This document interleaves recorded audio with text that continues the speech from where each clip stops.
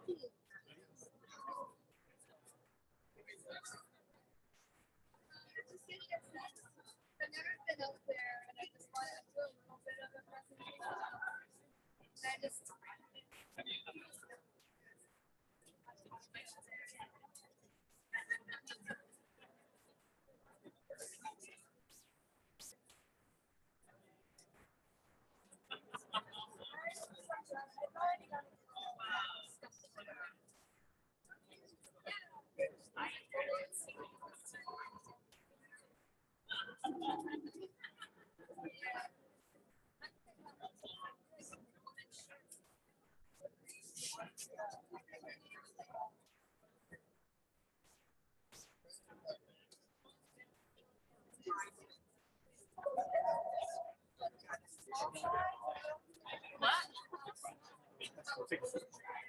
what? What? Am I on the Oh shit. So I guess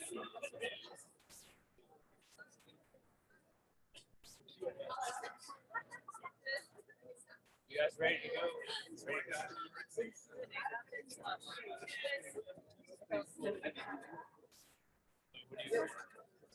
I'm on the left. I'm in the way of the left. Oh.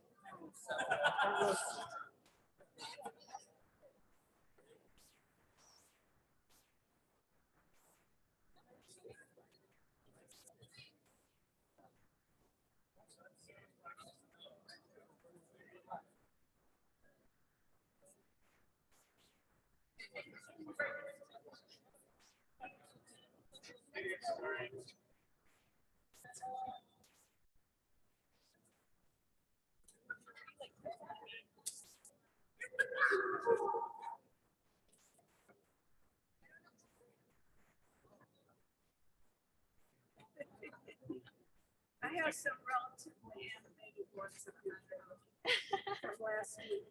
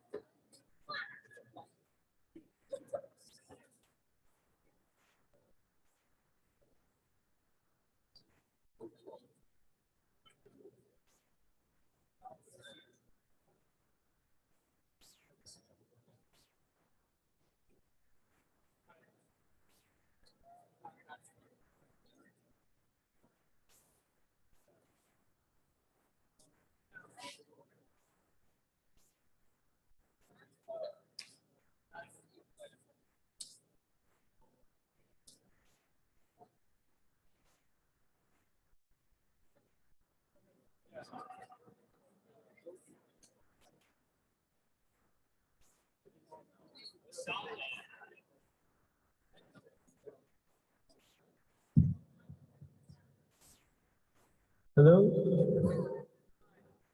Hi, everybody. Everyone hear me? You can hear in the back? Okay, great. My name is Jahan. I'm a member of the Saturday Free School. And on behalf of the Saturday Free School for Philosophy and Black Liberation, I would like to welcome everyone to tonight's program. Thank you so much for joining us this evening, which will be dedicated to one of the greatest revolutionaries of the 20th century and one of the great figures in the rise of Asia, Chairman Mao Zedong. Tonight's program is entitled Mao Zedong, Revolutionary Genius in the Fight for People's Democracy. And it is a continuation from last weekend's program on the Long March.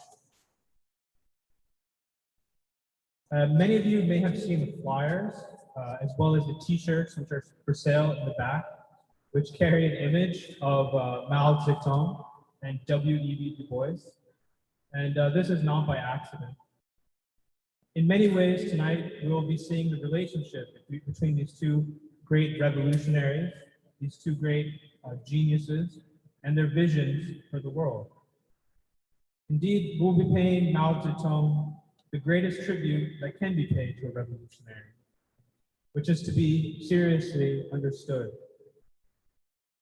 We will be doing this through the lens of our ideological anchor, W.E.B. Du Bois, in pursuit of what we call revolutionary science. And this is a science that can truly serve the people. We'll also be playing a musical selection tonight that shows the deep connection between the struggles for freedom in Afro-America and China. As many of you may be thinking, it is indeed very rare for such a program to happen in this country, though it may be needed now more than ever. Especially because this will not be a program to condemn or smear Mao by the anti-communist right, nor will this be a shallow and sectarian show as may be put on by an ultra-left, but it will be a serious attempt to understand this great figure of history, his significance for the people of China and the people of the United States today. For that, we are truly thankful for our partnership with this great people institution, the Church of the Advocate. In a time when our government is increasingly beating the war drums with China, in fact, in a week, as some of you may have seen, President Biden has said that supposed hacks from China and Russia can lead to a shooting war. In a moment like this, we very much want this to be an endeavor in political education for peace and democracy, and a challenge to the ideas of a supposedly woke elite that is silent on the need to study humanity's great revolutionary history and the duty to oppose our government's war policies in all their forms. A serious peace movement with China must begin here, with a clarity of ideas regarding the impact of the Chinese Revolution, the leadership of Mao Zedong, and our common strivings for peace and democracy. I would now like to invite Michelle Liu, one of the organizers of this event, to read our call.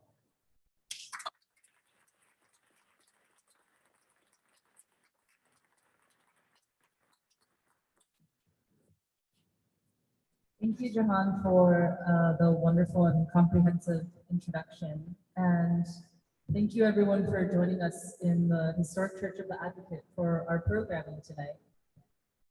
First, I wanted to say that this is the second week of our commemoration of the 100th anniversary of the Communist Party of China, and that we have organized this event in the spirit of cooperation, friendship, and unity between the city of Philadelphia and the city of Tianjin, which was one of Philadelphia's first sister cities, as well as more broadly friendship between two great countries, America and China.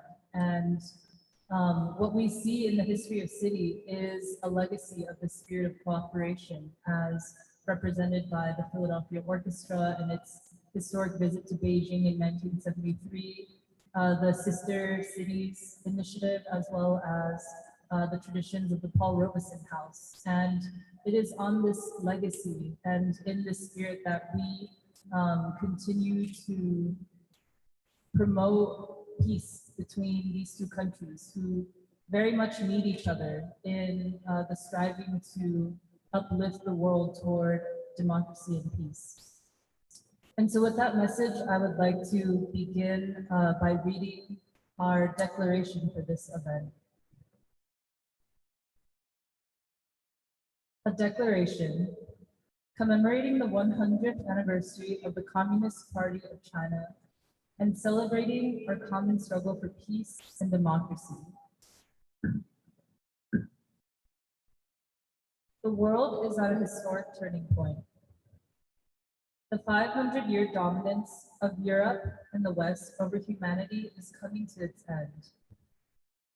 The darker races of humanity are rising, and we are moving from the age of Europe to the age of humanity.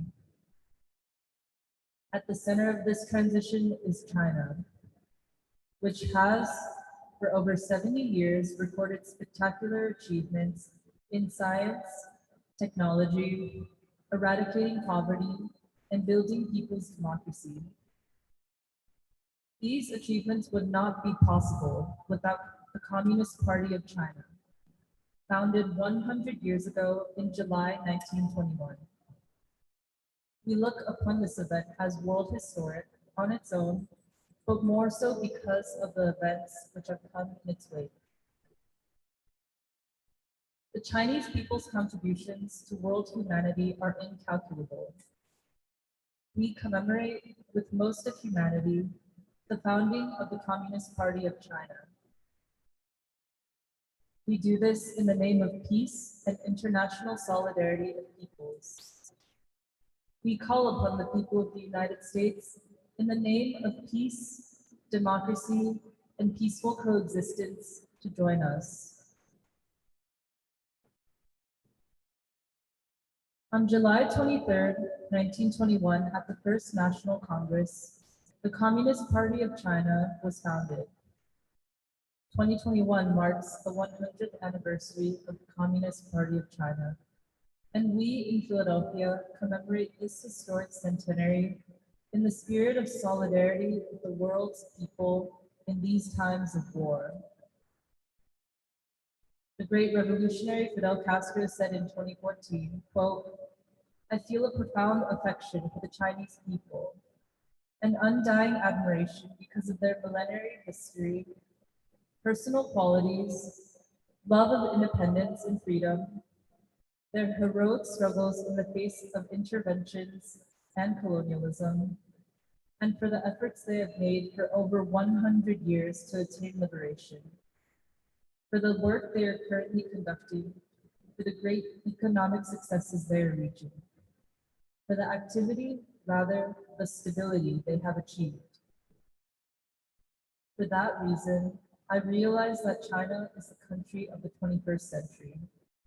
It is the country of the future because of its human potential, natural resources, scientific potential, the talent of its children, and the hardworking spirit of the people. I believe that in the 21st century, China will be the giant that arises." It is in this creative spirit of optimism for human freedom and progress that we celebrate the monumental human achievements of the Chinese people and the Communist Party of China. Through this commemoration of the 100th anniversary of the Communist Party of China, we call on all people in Philadelphia and the world to renew our responsibility and commitment to our common struggle to build a world of peace and democracy. We are part of a proud legacy of US citizens who have fought for peace and democracy. In commemorating the founding of China's Communist Party, we stand upon the shoulders of W.E.B. Du Bois, Shirley Graham Du Bois, Paul Robeson, Malcolm X, Martin Luther King Jr., Huey P. Newton, Elaine Brown, Grace Lee Brown, and Grace Lee Boggs, and James Boggs. In standing as we do, we are saying we refuse to be blinded by the war makers and white supremacists, or to be distracted by anti-communism. Emerging from over 100 years of extreme poverty, exploitation at the hands of foreign imperialists and dynastic rule, and a 20-year-long civil war, the Communist Party of China led the world's largest country to freedom. It successfully completed the strivings of hundreds of years of peasant uprisings, the Taiping rebellions, and Sun Yat-sen's national reform movement for self-determination and people's livelihood. Over its 100 years of life, the Communist Party of China has governed and improved the lives of 1.4 billion people. This year also marks the 85th anniversary of the completion of the Long March. The Long March was an epic 6,000-mile strategic military retreat of the Chinese workers and peasants' Red Army from the Kuomintang that took up to possibly 2 years. Armed with class consciousness, ideals of new democracy, and the vision and leadership of Mao Zedong, workers and peasants marched through marshlands and snow-capped mountains for freedom. The Long March was an assertion of Chinese civilization, and it consolidated the leadership of the Communist Party of China and its relationship to the people. As American journalist Harrison Salisbury wrote, quote, "No event in this century has so captured the world's imagination and so profoundly affected its future," end quote. We studied and celebrate Mao Zedong, Zhu De, Zhou Enlai, the Long Marchers, and the party. For they are the ones who believed that it is the people who make history. We rely on and celebrate the work of American journalists such as Edgar Snow, Helen Foster Snow, Agnes Bentley, and Harrison Salisbury, whose first-hand accounts of the Long March and the people impacted to this day remain some of the most truthful testimonies of such an epic human achievement. Our responsibility to pursue the truth is more important than ever. We live in times of great economic, political, and civilizational crisis, and of the real possibility of world war. The American ruling class uses ideology and culture to keep working people nihilistic and divided. As China rises and offers a multipolar world, the American state increasingly threatens war against China and Russia under the veil of defending, quote, democracy and defeating, quote, authoritarianism. In these times of crisis, we call on the people of Philadelphia and this nation to remember Martin Luther King Jr.'s proclamation that humanity is wrapped in a single garment of destiny. In the face of America's current insistence on, quote, democracy against, quote, authoritarianism, it is the moral imperative of the American people to remember the legacies of W.E.B. Du Bois, Martin Luther King Jr., Fidel Castro, Paul Robeson, and Huey P. Newton. Their legacies lead us to the analysis that the dividing line of the 21st century is that of war or humanity. We commemorate the 100th anniversary of the Communist Party of China, not simply to celebrate their historic human achievements, but to stand with the side of humanity. The same ruling elite who promote, quote, wokeness in finance, big tech, state intelligence, and universities is ready for the destruction of China at the cost of the American working people. The left has not shown a willingness to unite working people in the struggle for peace, democracy, and peaceful coexistence. Despite how much the narrative today says the, quote, anti-racists are winning, the American working people live in an economic crisis unseen since the Great Depression. America is a society driven mad by the evils of war, white supremacy, and poverty. We strive for the democracy Du Bois understood as opportunity, freedom from poverty, and the opportunity to unleash people's civilizational potentialities. Our fight today is for what King described as a revolution of values, one which will allow for a new human being to be born. We believe America can learn from China and her people's 100-year struggle for new democracy. In such a crisis, the American people must choose the side of humanity. As Martin Luther King Jr. said in 1967 against the American war in Vietnam, quote, "We are now faced with the fact, my friends, that tomorrow is today. We are confronted with the fierce urgency of now. In this unfolding conundrum of life and history, there is such a thing as being too late." End quote. In the East, China already lives in the future. In just 100 years, the Communist Party of China has lifted more than 800 million Chinese citizens out of extreme poverty. Its cadre, from the grassroots local workers to leadership, plans, builds, and executes for the livelihood of its 1.4 billion people, 1/5 of humanity. We live in times of great crisis and contradictions, but we also live in times of great opportunity with the rise of China and the darker nations and the collapse of the Western world order. In Philadelphia, a city with a rich legacy of arts, culture, philosophy, and politics, we grasp hands with the Chinese people and celebrate our shared struggle for peace, democracy, and freedom. Thank you.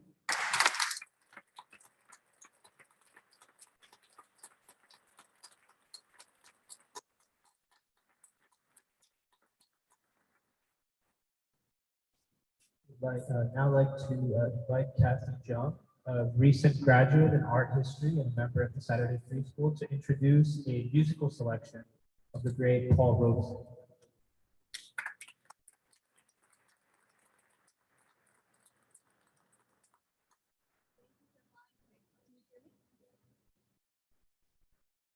Said, my name is Kathy, and I'm very excited to share a couple remarks on the audio clip that you'll soon hear. We want to start our symposium on Mao's revolutionary genius with this audio clip of Robeson, Paul Robeson, an Afro-American activist and singer, performing what is today known as the Chinese national anthem, which is called the March of the Volunteers.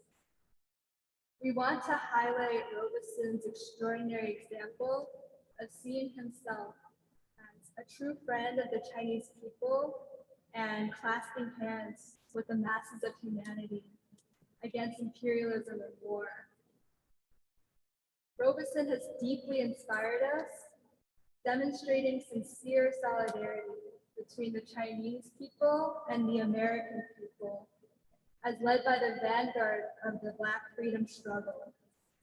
We can especially look to him for our times with the American ruling classes' constant animosity and war threats against China. So a few remarks about Paul Robeson. He was a true Renaissance man. Robeson enjoyed a highly celebrated career in every field he entered, especially in acting and singing in the earlier half of his life. But Robeson always took the side of humanity, truth, and justice, making incredibly difficult sacrifices to his career and reputation in the process. In 1937, he said, "The artist must take sides." He goes on to say, well, every artist, every scientist must decide now where he stands. He has no alternative. There is no standing above the conflict on Olympian heights. There are no impartial observers, end quote. Throughout his life, he found a natural spiritual home among the masses and their cultures from around the world. He performed the folk songs of Russian peasants and Scottish coal miners with as much admiration and respect as his own people's Negro spirituals. He learned up to 20 languages like Chinese, Russian, and several African Bantu languages to connect with peoples from around the world. So March of the Volunteers, the song was written in 1935. Just a few years later, Robeson learned the song from Chinese musician Liu Liangmo to express and raise support around the world for the Chinese people during World War II and the Japanese imperialist invasion at the time. And Robeson not only diligently mastered the Chinese lyrics, but also translated the song into English. He went on to sing it at many important occasions, including the Paris Peace Conference on his 1949 tour through Western Europe and the Soviet Union. This was all even before the founding of the People's Republic of China and the official designation of the song as the anthem of the country. So the People's Republic of China was founded on October 1st, 1949. And I think he traveled through Europe, I think in April and the spring months. So Robeson also made really great sacrifices for the stances he took, as I had mentioned. During the height of American anti-communism, he was thoroughly investigated by the House of Un-American Activities. He was blacklisted by American press. His income was cut off, and his passport was revoked.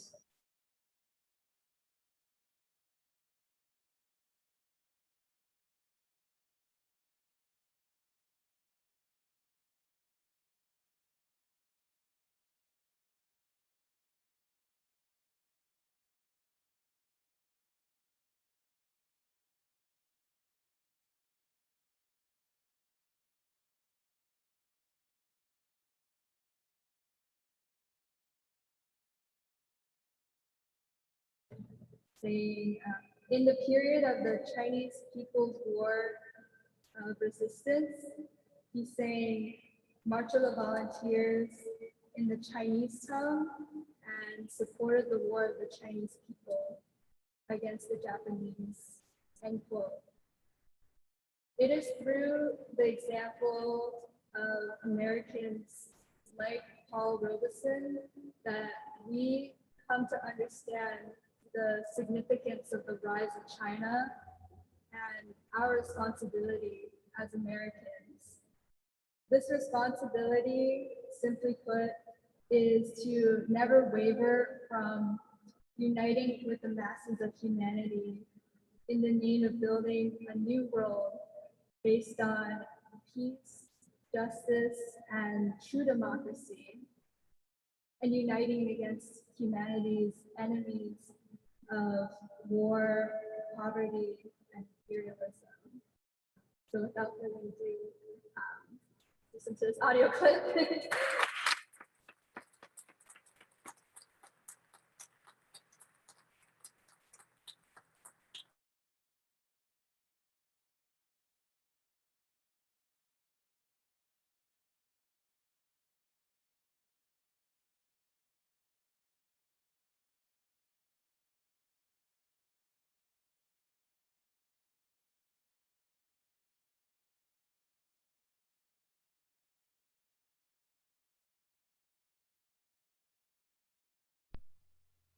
This is a song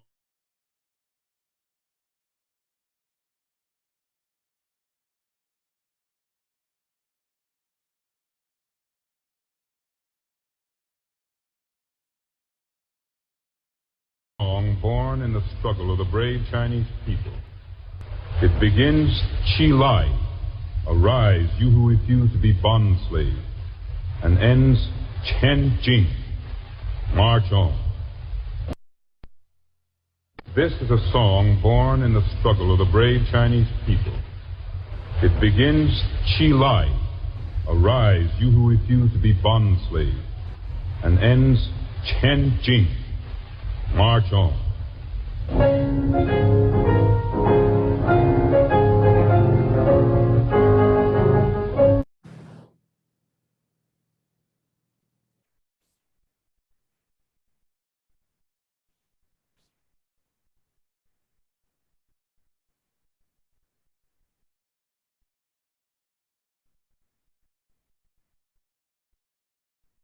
This is a song born in the struggle of the brave Chinese people. It begins, Chi Lai, arise, you who refuse to be bond slaves, and ends, Chen Jing, march on.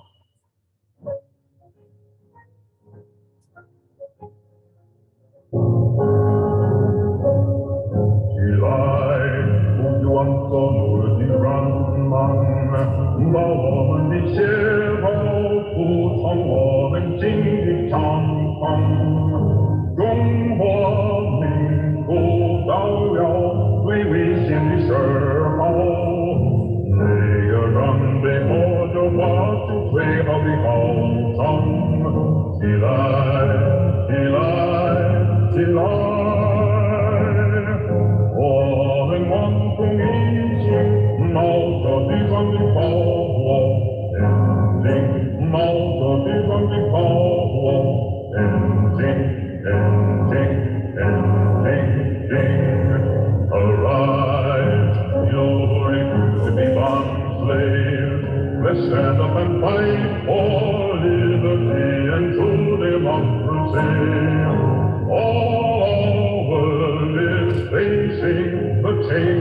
tyrant. Everyone who works for freedom is not crying. Arise, arise, arise. All of us with one heart will the torch of freedom march on. Will the torch of freedom march on, march on, march on and on. Chilai, du yuan so lu di ran man, ba wo men di xie rou, fu chang wo men xin di chang tang.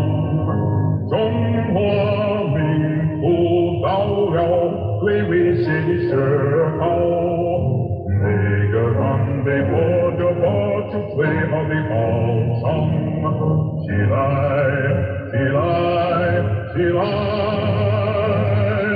我们望着一起冒着地上的炮火前进，冒着地上的炮火前进。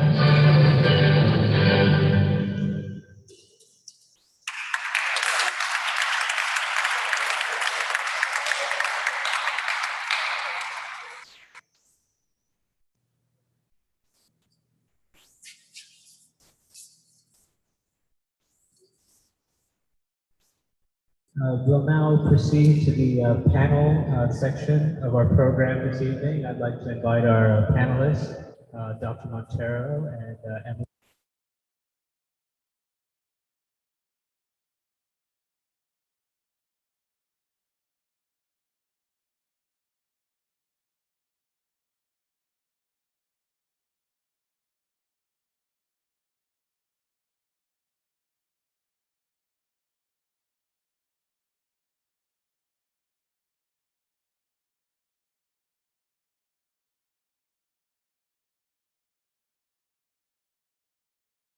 But we are very lucky to be able to do this panel here in the Church of the Advocate, because in many ways this panel would be pretty much impossible to do in any academic or university setting. And this is because of the mainstream view, I think, of Mao Zedong. It says a great deal about America's ignorance that many Americans, upon hearing the name Mao, would view him as a cynical monster on par with Adolf Hitler. And to many Americans, the Communist Party is the equivalent of the Nazi Party. All this, while at the same time Americans have yet to grapple with their country's own crimes against humanity, especially darker humanity. It seems even more so in our time that it is easier to unquestionably accept myths about revolutionary leaders and their attempts to end the exploitation of man by man than to question the ideas put to us by our ruling elite. An irrational anti-communism has again come to cloud the nation's thinking. And this teaches us that revolutionaries around the world are cynical, cruel creatures who perhaps take joy in the suffering of millions. This is something we will hear from university professors, the mainstream media, among many others who we look to often for education. This way of thinking is cruel because it smears the tremendous sacrifice of revolutionaries like Mao in organizing the most oppressed and voiceless in their societies in order to transform the world. It also justifies America's tremendous wars of destruction on so many revolutionary projects. And it is very important to say that it paralyzes our own thinking about how America can truly be made to serve the people. That is the poor and the suffering, not the oligarchs, the woke elite, or the merchants of war. The anti-people assumptions in anti-communism come dangerously close to the assumptions inherent in white supremacy. And this is not surprising, given that many of the revolutionary projects of the darker nations embraced communist ideas and thinking in furtherance of their own struggles for self-determination. Rejecting this anti-communism does not mean we become uncritical, but precisely the opposite. It means that we reject double standards, that we evaluate Mao and the model of Chinese people's democracy that he built apart from the understandings of an anti-people academic social science, and from the critical perspective of a social science that truly serves the people. And in this line, in thinking of the anti-communism that surrounds the name of Chairman Mao, I'm reminded of what one of the other great anchors of the Saturday Free School, Dr. Martin Luther King, said about the great W.E.B. Du Bois in his speech honoring Dr. Du Bois. King said, quote, "It is time to cease muting the fact that Dr. Du Bois was a genius and chose to be a communist. Our irrational, obsessive anti-communism had led us into too many quagmires to be retained, as if it were a mode of scientific thinking," end quote. At the same time, I'm reminded of King's words in his speech, A Time to Break the Silence, on the war in Vietnam. He spoke to those who wielded anti-communism to try to silence him in speaking out against the war in Vietnam. Quote, "Could it be that they do not know that the good news was meant for all men, for communists and capitalists, for their children and ours, for black and for white, for revolutionary and conservative? Have they forgotten that my ministry is in obedience to the one who loved his enemies so fully that he died for them? What then can I say to the Viet Cong, or to Castro, or to Mao, as a faithful minister of this one? Can I threaten them with death, or must I not share with them my life?" End quote. I would like to say that it is both of these traditions through which we at the Free School seek to understand Mao. We reject the anti-communism of academic social science and embrace the scientific thinking of that great scientist, Dr. Du Bois, to understand Mao, the great revolutionary, his successes as well as his mistakes, but his giving dignity to the Chinese peasantry and working class through a great experiment in human governance known as people's democracy. And rejecting the anti-communism of the warmongers, either in the past or today, we send a message here at this beautiful church tonight that we embrace King's ecumenical ethic of Christian love in seeing the Chinese people's struggle as our own, and in seeing Mao as a figure as important to the American people's struggle for a just society as he is to the Chinese. So in this panel, I look forward to furthering our understanding of Mao Zedong, the revolutionary genius of the fight for people's democracy. And I'm very excited to introduce our panelists, who've been working very hard on these presentations, and then to engage you all in a Q&A and discussion afterwards. Our first speaker, I think is known to all of you, Dr. Anthony Montero. He's a lifelong revolutionary from North Philadelphia, a renowned scholar, and the founder of the Saturday Free School. And he will be giving us a presentation entitled Mao, Tomorrow is Today. Our second speaker will be Emily Dong, who works here in Philadelphia in the trade union movement and is a young member of the Saturday Free School and one of the chief organizers of this commemoration. So let us begin with Dr. Montero.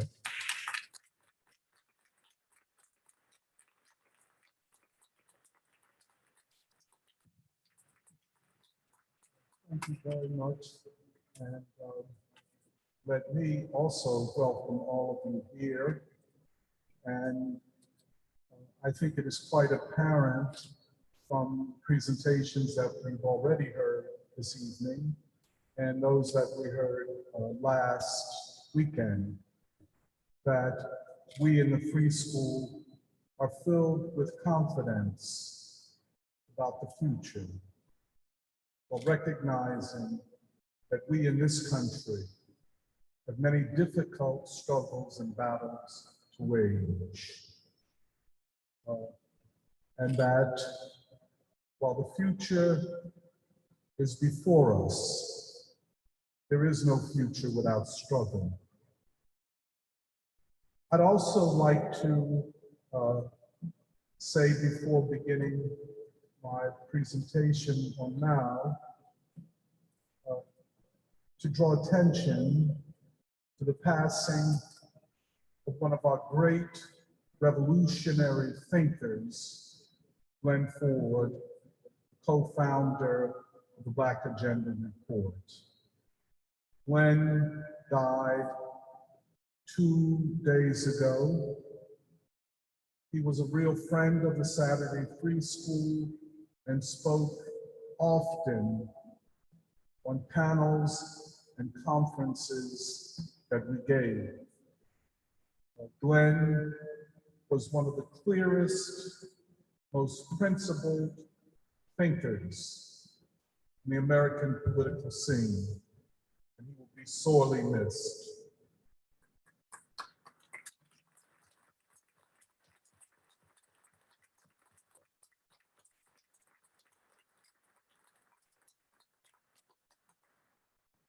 Tomorrow is today. The legacy of the Chinese Revolution is the future. Fidel Castro was right. Mao Zedong, without whom the Chinese Revolution could not have taken place, was born December 26, 1893, and he died on September 9th, 1976. He was born in the 19th century, one of the most turbulent centuries in the history of China. In 1840, there was the Opium War with Britain. From 1850 to 1968, there was the Taiping Rebellion, where close to 70 million people died. In the late 1890s, there was the reform movement led by intellectuals and patriots, and the leading figure that emerged from that is the great revolutionary Democrat Sun Yat-sen. Then there was the Boxer Rebellion, and eventually the collapse of the Qing dynasty, which had lasted for 300 years and had literally sold China to Western companies, corporations, and imperialists. Mao was born into a rich peasant family. While not close to his father, he was very close to his mother, who was Buddhist. It's interesting that often people assume that without a strong bond to his father, Mao would be a somewhat broken individual. Based on the African-American experience, I would argue it is often the opposite. That usually to know the character of a man, you have to know his relationship to his mother. And so Mao's mother provided a backbone to him in his early years.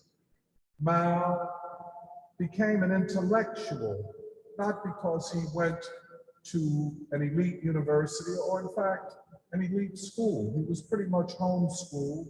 And after landing a job at Peking University, he read widely, especially Western political history and ideas, because most Chinese of this period were concerned with modernizing China, as they called it, and turning it from dynastic rule to a new democracy. And the idea of a new China was the slogan of the activists and intellectuals of that time. However, while China was rising from dynasty and a lack of democracy, World War I broke out in Europe. It was the most devastating war known to humanity up to that period. Almost in the middle of the World War I, the Russians overthrow their Tsar in February of 1917.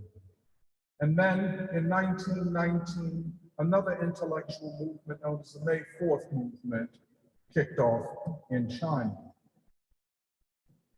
In the midst of this global turbulence, on July 1st, 1921, Mao and approximately 13 other men met in a girls' school in the French concessionary part of Shanghai to establish the Communist Party of China and to plan for its first Congress that would last between July 23rd and July 31st, 1921, and hence our celebration of the Chinese Revolution coincides with the first Congress of the Communist Party of China.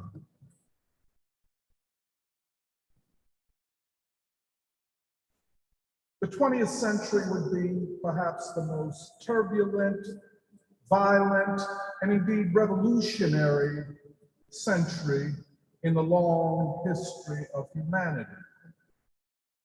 2 world wars, the most devastating wars in human history, a Great Depression that was worldwide and almost brought the end of capitalism as a system, and the 2 greatest revolutions of modernity, the Russian and Chinese revolutions.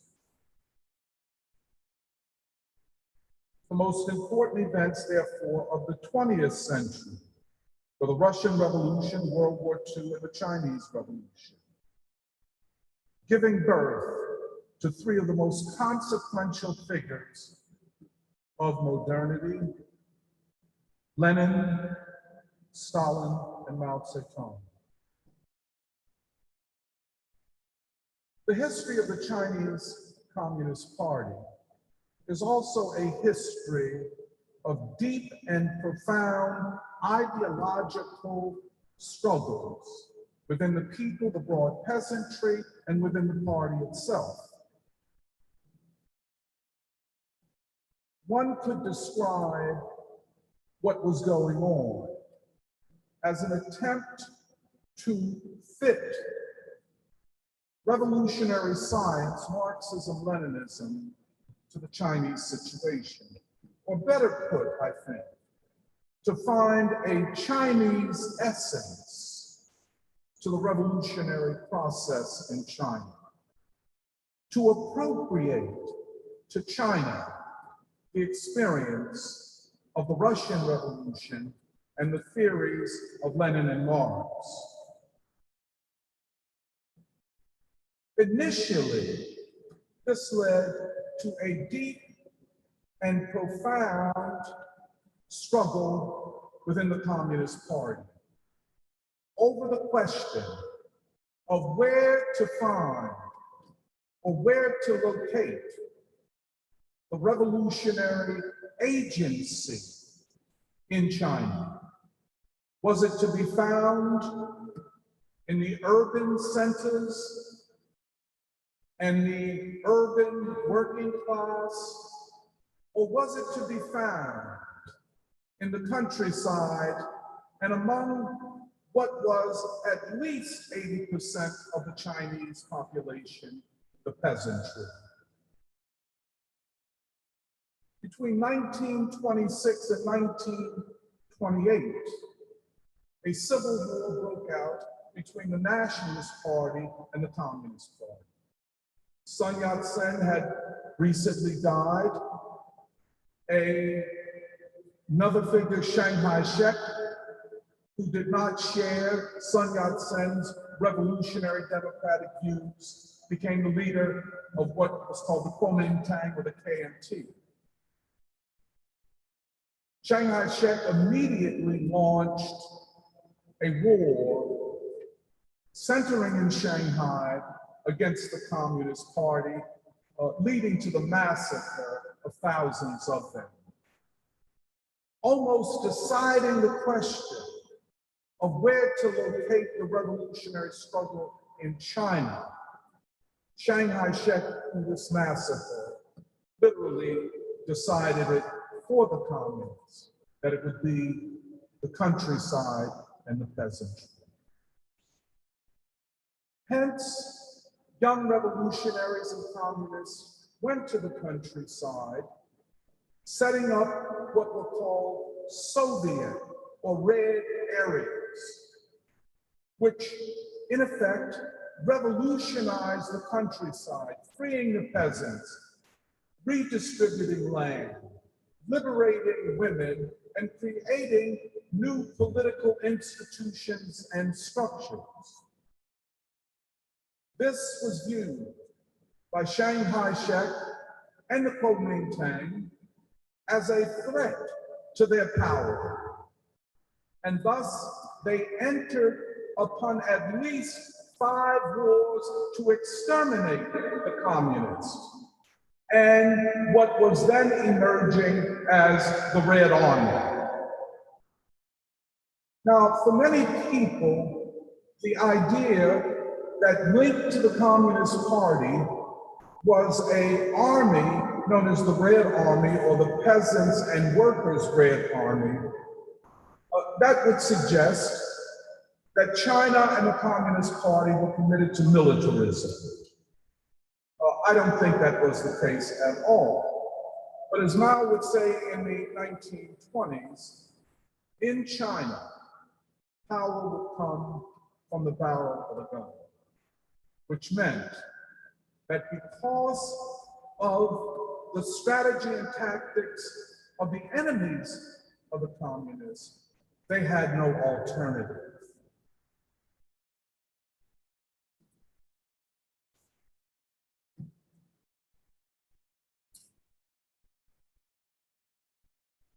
Now,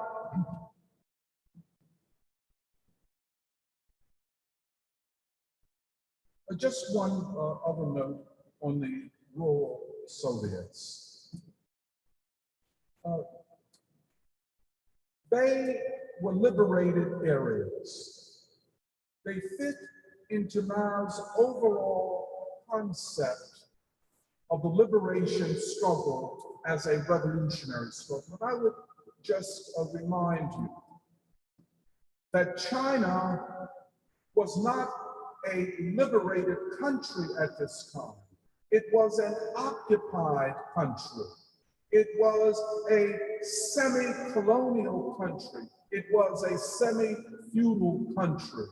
Hence, the Communist Party represented what in other instances in Asia and in Africa, we would call a national liberation movement.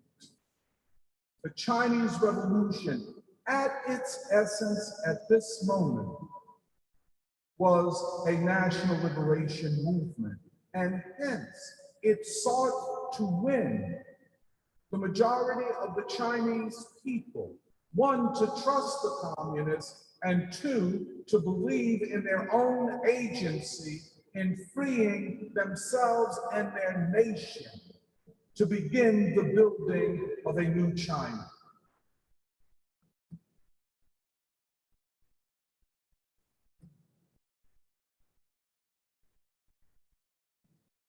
But the Kuomintang was a far better organized and far better equipped military compared to the workers and peasants' Red Armies. Now, there were two ideas of how to defend the Soviet areas and how to defend the Communist Party and the revolution taking place in the countryside that was liberating peasants and women and creating new political and economic structures. One was the concept of positional war, that you would have the Kuomintang, the reactionary armies, better equipped, more numerous on one side, and on the other side, you would have the peasant and workers' army. And they would take positions and fight from there. The other was a revolutionary concept of warfare that was developed by Mao Zedong and his colleagues. Today we know it as guerrilla warfare. It is not positional warfare. It is warfare where the weaker side in terms of equipment and even numbers, but not in terms of the loyalty of the people, is flexible, can maneuver and outmaneuver the far better equipped conventional army.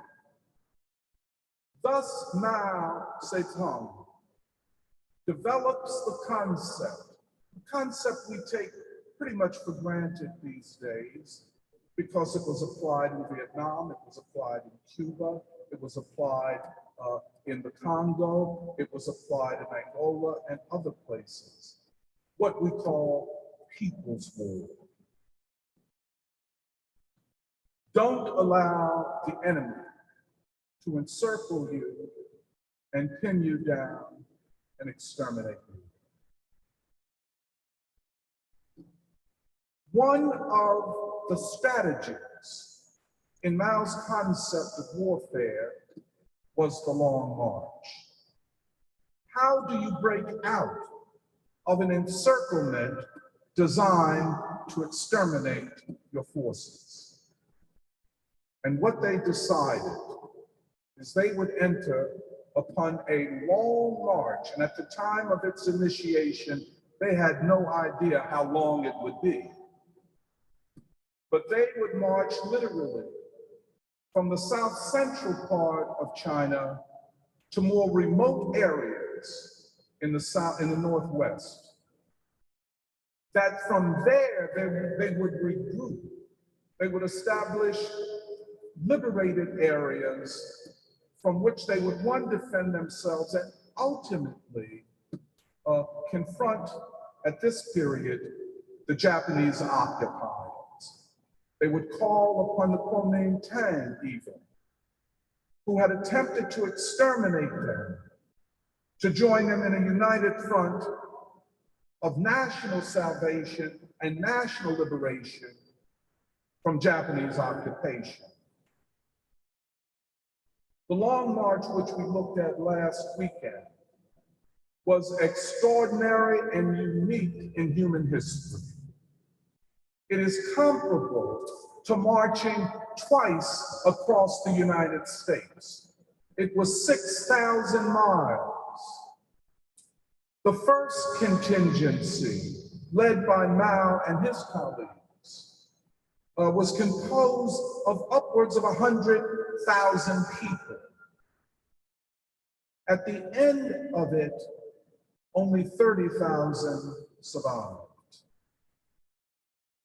It was arduous, it was difficult, and it would have been impossible had it not been for the high level of ideological clarity and the fact that it was the Chinese peasantry, in fact, the poorest of them, who made up the long marches, says something very profound about the Chinese peasantry, thus in life validating Mao Zedong's postulate that the peasantry constituted a huge revolutionary force, and it did. There were two major streams of the Long March, and therefore we talk about its duration as from 1934 to 1936. The first vanguard group reached Yunnan in 1935, to be followed by a second group of approximately the same number at its beginning, 100,000, in 1936. In the middle of the Long March, there was a conference known as the Zuni Conference of 1935, where the Central Committee of the Communist Party met. And at this conference, they voted to uphold the tactics and strategy of Mao Zedong. Approximately 10 years later, at the 7th Party Congress, it would be declared that the thought of Mao Zedong was the guiding ideology of the liberation movement of the Communist Party of China. I want to come back to that. The Long March, at the end of the day, again, was a validation of Mao Zedong's theory of the national liberation movement of China, a liberation movement which would constitute the largest national population on the planet Earth. This we cannot lose sight of. It is almost like quantity, numbers, transforming to quality. Hence, the huge weight of the Chinese population constitutes a qualitative force in human history. However, a qualitative force only if properly organized and led by an ideologically and scientifically advanced vanguard, which was the Communist Party. Mao only left China twice in his life, and both times it was to go to the Soviet Union. Others in the Communist Party, such as Zhou Enlai, Deng Xiaoping, and others, traveled to France and Germany and to the Soviet Union to study the modernity of the West. Mao, for 13 years after reaching Yunnan, did not leave Yunnan, let alone China. But this was a very important period in his intellectual and ideological development, and also the intellectual and ideological development of the Communist Party. Let us remember that the Communist Party was only 15 years old when they reached Yunnan. It was a Communist Party that imported most of its philosophical and theoretical notions of revolution from other countries, in particular from the Soviet Union and Leninism. Mao would write several philosophical works, the most important being on practice, which was his theory of knowledge, what we know, how we come to know it, and how do we verify the truth of our ideals. And he would ultimately conclude that the final test of verification of our ideas is practice, social practice. This would be very important going forward. He also wrote a longer philosophical piece on contradiction, where he took literally the works of Marx and Engels and Lenin and others and applied them in a Chinese setting. Many people would be critical of Mao's philosophical writings, saying that they were not materialist enough, not dialectical enough, and too Chinese. But one of the profound aspects of China then and up till today is to discover a Chinese essence, the Chinese civilizational anchorage for a revolutionary process and for socialism. Again, I want to come back to that. All of this is subject to wide interpretation and even criticism, but that is what I believe the Chinese are attempting to do, what Mao is attempting to do. Mao wrote on literature and art and the necessity of cultural revolution in the revolutionary process.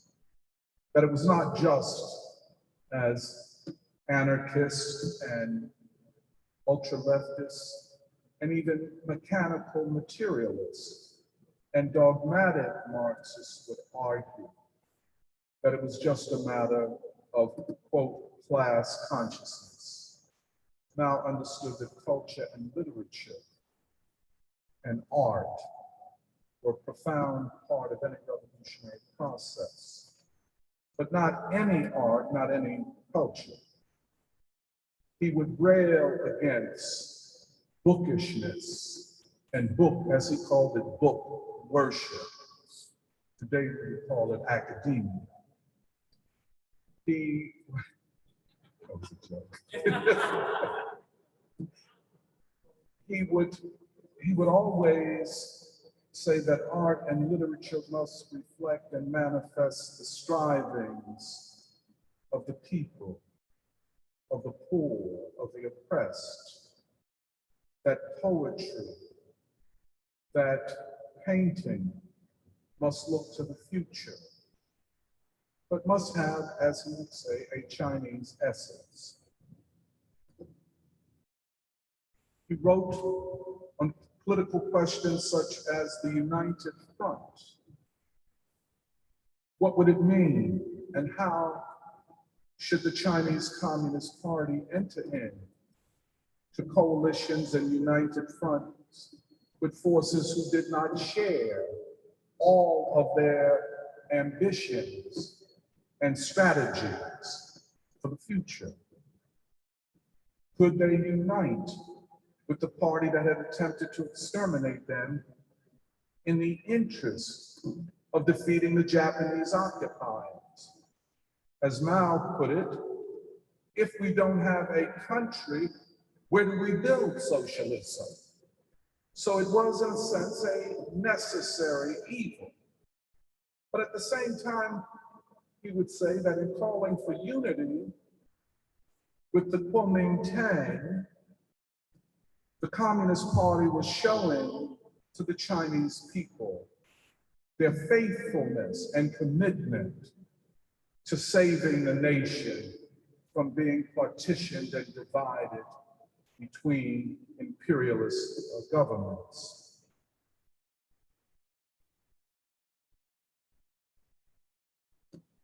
After the end of World War II in 1945, another civil war breaks out between the Kuomintang and the Chinese Communist Party. This time, tactically and strategically and militarily, the People's Liberation Army, or what was then called the Red Army, was more able to contest the Kuomintang, and within a matter of 4 years had defeated them. And on October 4th, 1949, in Tiananmen Square, Mao Zedong, on behalf of the victorious forces, declared that the Chinese people had finally stood up. I wish to underline that the century of humility and indignity had come to an end. This is very important. Often, theorists of the revolutionary process will argue that it is class instinct and economic issues that determine the behavior collectively of the oppressed masses. Well, if we look at the civil rights movement in the United States, the triggering event was the Montgomery bus boycott, set off by working class woman Rosa Parks, who refused to give up her seat and refused to submit to indignity and humiliation. In many ways, the Chinese people's war against the Japanese was a war to assert dignity against humiliation. And China had suffered humiliation after humiliation. We look at China today, and it's hard to believe that at the time of Mao's declaration of the People's Republic of China, China was the poorest nation in the world. The poorest nation in the world. Life expectancy below 35, and so on. But on that occasion, Mao also declared the People's Republic of China. I wish to underline that because the first democratic revolution led by Sun Yat-sen declared a democratic republic. When the communists came to power in 1949, they declared the People's Republic. And the dictatorship, as they put it, the democratic people's dictatorship, as the state form, and hence had moved from what in its best construed could be understood as an attempt to establish a Western type bourgeois democracy after 1911. By 1949, the new China also created a new state form. And Mao and the communists would say, by declaring the People's Republic of China, we have declared not only the rule of the people, but all of the decisions of the state will take into account first the people. This new state form set the foundation in the sense of where power was to reside and how China would develop from the ruin of war and civil war. There was a brief period of reclamation of the economy to be followed by the first 5-year plan, 1952 to 1956. This was a replica of the Soviet economic program, whereby 5-year plans and the state being the central organizer of economic activity. However, in 1956, there was the 20th Congress of the Communist Party of the Soviet Union. This Congress would have a profound impact upon Mao's thinking and the thinking of the Chinese Communist Party. Because in the name of reforming the Communist Party of the Soviet Union, Nikita Khrushchev, who was elected General Secretary, renounced Stalin. Mao and the majority of the leadership of the Communist Party took this as a backward step, as a retreat from socialism, and immediately they saw this as a danger to China's development. And thus, Mao and his colleagues, that group within the leadership that agreed with him, decided that they could not go the route of the Soviet Union. More than that, Mao began to develop a new vision of how China would develop and the speed with which it would develop. Mao believed, basing himself upon what he saw in the Long March and in the liberation movement, that the Chinese peasantry were almost magical and could leap over stages of historical development. That China, from the 1950s going forward, would catch up in terms of industrial production with Western Europe in 15 years, and in fact be the first nation on the planet to introduce communist relationships of production. Now, when one considers this vision in relationship to Mao's earlier philosophical writing, one sees a huge contradiction. Because On Practice, Mao said that practice and social relationships determine the veracity of truth of ideas. Suddenly it seems that Mao has abandoned objective reality and centered his vision in his idea of the unique capacity of the Chinese peasant to leap over stages of history. And thus began the Great Leap Forward, which had no precedent in five-year planning or economic planning, but Mao believed that by centering steel production among ordinary people and ordinary peasants, and by the forced communization of the countryside, that a new moment in human history and Chinese history could be created. It did not happen that way.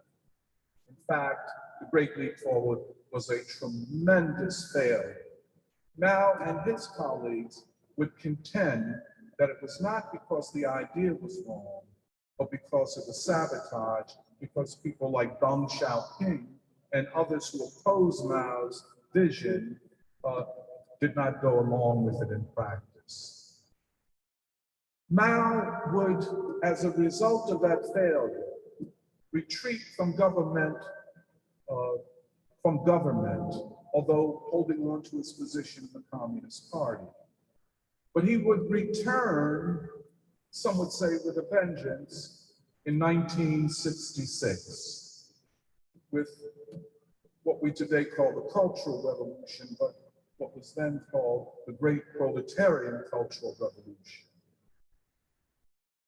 This had never been seen in the history of communist parties. Not even Khrushchev's overthrowing of Stalin could be compared to the Great Cultural Revolution.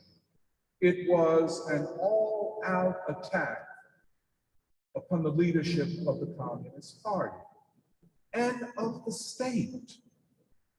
It was an attempt to decapitate the leadership of the Communist Party.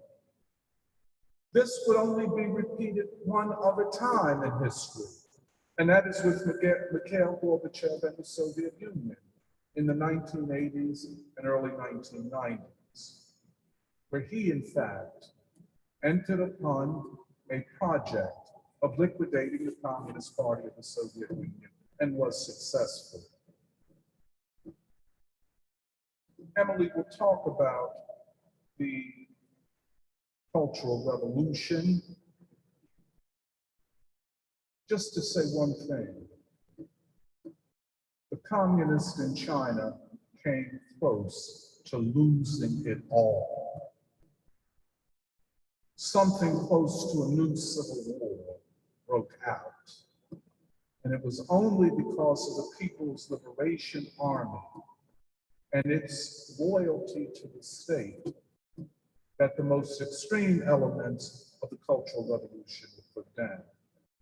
But on a global scale, especially among African American leftists, there was great acceptance and fascination with the Cultural Revolution and the Little Red Book of quotations of Mao Zedong.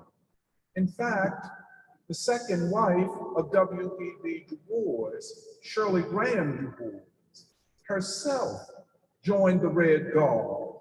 And when she was funeralized in 1976, she was wearing the uniform of the Red Guard. But there were many others. By the way, she died in China. Let me just end on this. Would Mao Zedong recognize the China of today? And would he be impressed with it? To both questions, I would answer no. This is not the China he envisioned. This long period of economic step-by-step development, of the step-by-step development of technology and the productive forces, of planning, of establishing global and diplomatic and economic relationships, is not what he envisioned. However, although there was during the Cultural Revolution what they call the cult of the personality, where every reference to truth or not truth was a reference to Mao Zedong and what he said, Mao was not alone. At the start of the Cultural Revolution, there was Min Biao, Zhou Enlai, Juda, who else? I can't remember every name. Liu Shaoqi. These were all long marches. They agreed with Mao, or didn't raise opposition to him. Today in China, both in the Communist Party and in Chinese society, there are millions of Maoists who believe that Mao's vision of revolution and socialism still represents a more accurate and scientific and revolutionary approach to socialism and communism. There are those who argue that, in fact, had Mao been successful, had his vision been the one that guided the party, there would not be the development of all these billionaires and a divide between rich and poor, widening inequality gap in China. You know, a couple of years ago, or not just a couple of years ago, I had completely dismissed Mao out of hand, believe me. And I base this primarily upon the foreign policy, which happily Xi Jinping has overturned. It does not seem to have legs in China today. But the idea of three worlds, imperialism, hegemonism, and then China, which put Chinese foreign policy against most of the national liberation movements in Africa and Asia, including the Vietnamese struggle and the Angolan struggle and the South African struggle. This was completely wrong and reactionary. However, is it possible, and was it possible, in a country the size of China, with the population of China, to make a great leap based upon the revolutionary energy of the Chinese people? Was there a unique Chinese essence that made China different and thus more able to do what had never been done in history? And that is quickly overtake the West in industrialization and move rapidly to the establishment of communist relationships of production. To argue yes or no is to argue a counterfactual, because it did not happen. In fact, perhaps it could not happen. The only way, I think, to have realized the vision of Mao Zedong would have required the profound disruption of Chinese society, threatening the People's Republic itself. The new state is in place. The state in China is what I like to call a state of the whole people.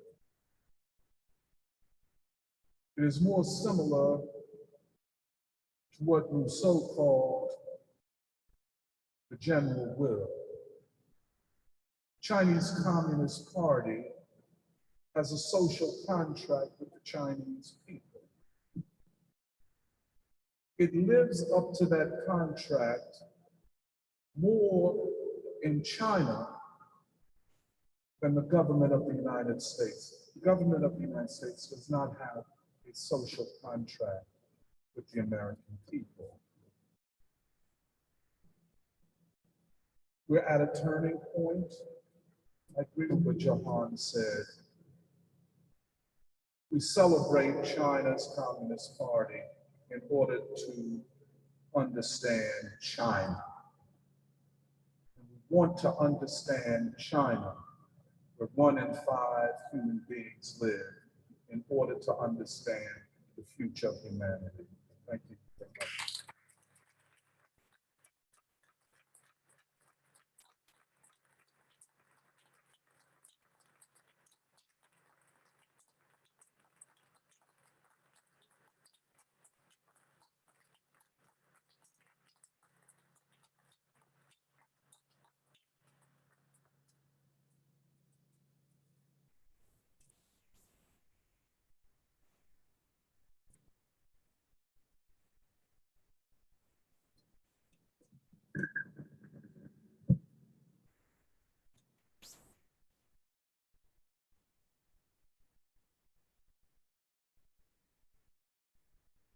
Thank you, Doc, for that presentation.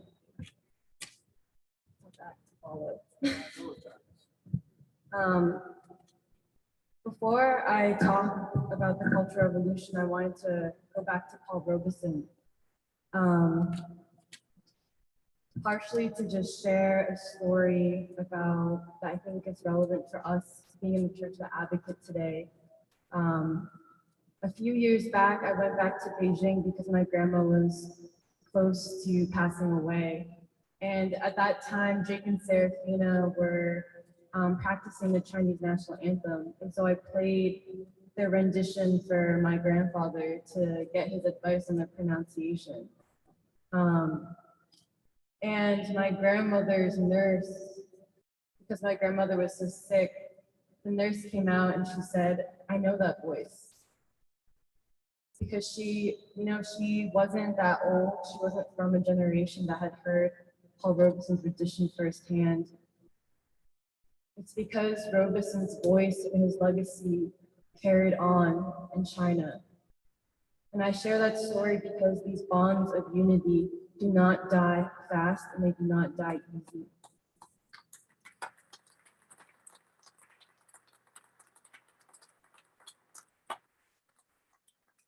And despite how much this government wants the people to take a stand against China today, we have a responsibility to build upon Robeson's legacy and renew that bond and keep it going. So my presentation is on the Cultural Revolution, and it's a difficult topic, but it's important to talk about, just like Mao Zedong, because first of all, you cannot talk about Mao without talking about the Cultural Revolution. You need to talk about the Cultural Revolution because today in the West, it is used along with the Great Leap Forward as an indictment against the Communist Party of China and to invalidate its governance and to deem it inadequate and ill-equipped to govern 1.4 billion people.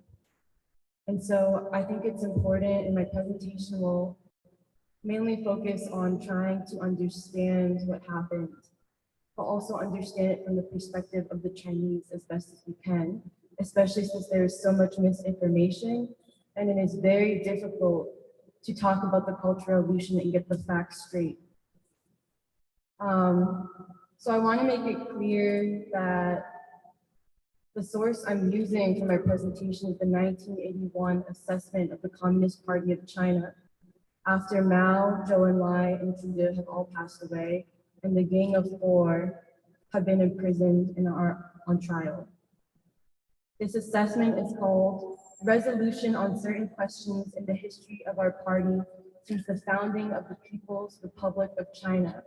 And this is, like I said, from 1981 at the 11th Central Committee of the Communist Party of China, adopted by the 6th plenary session.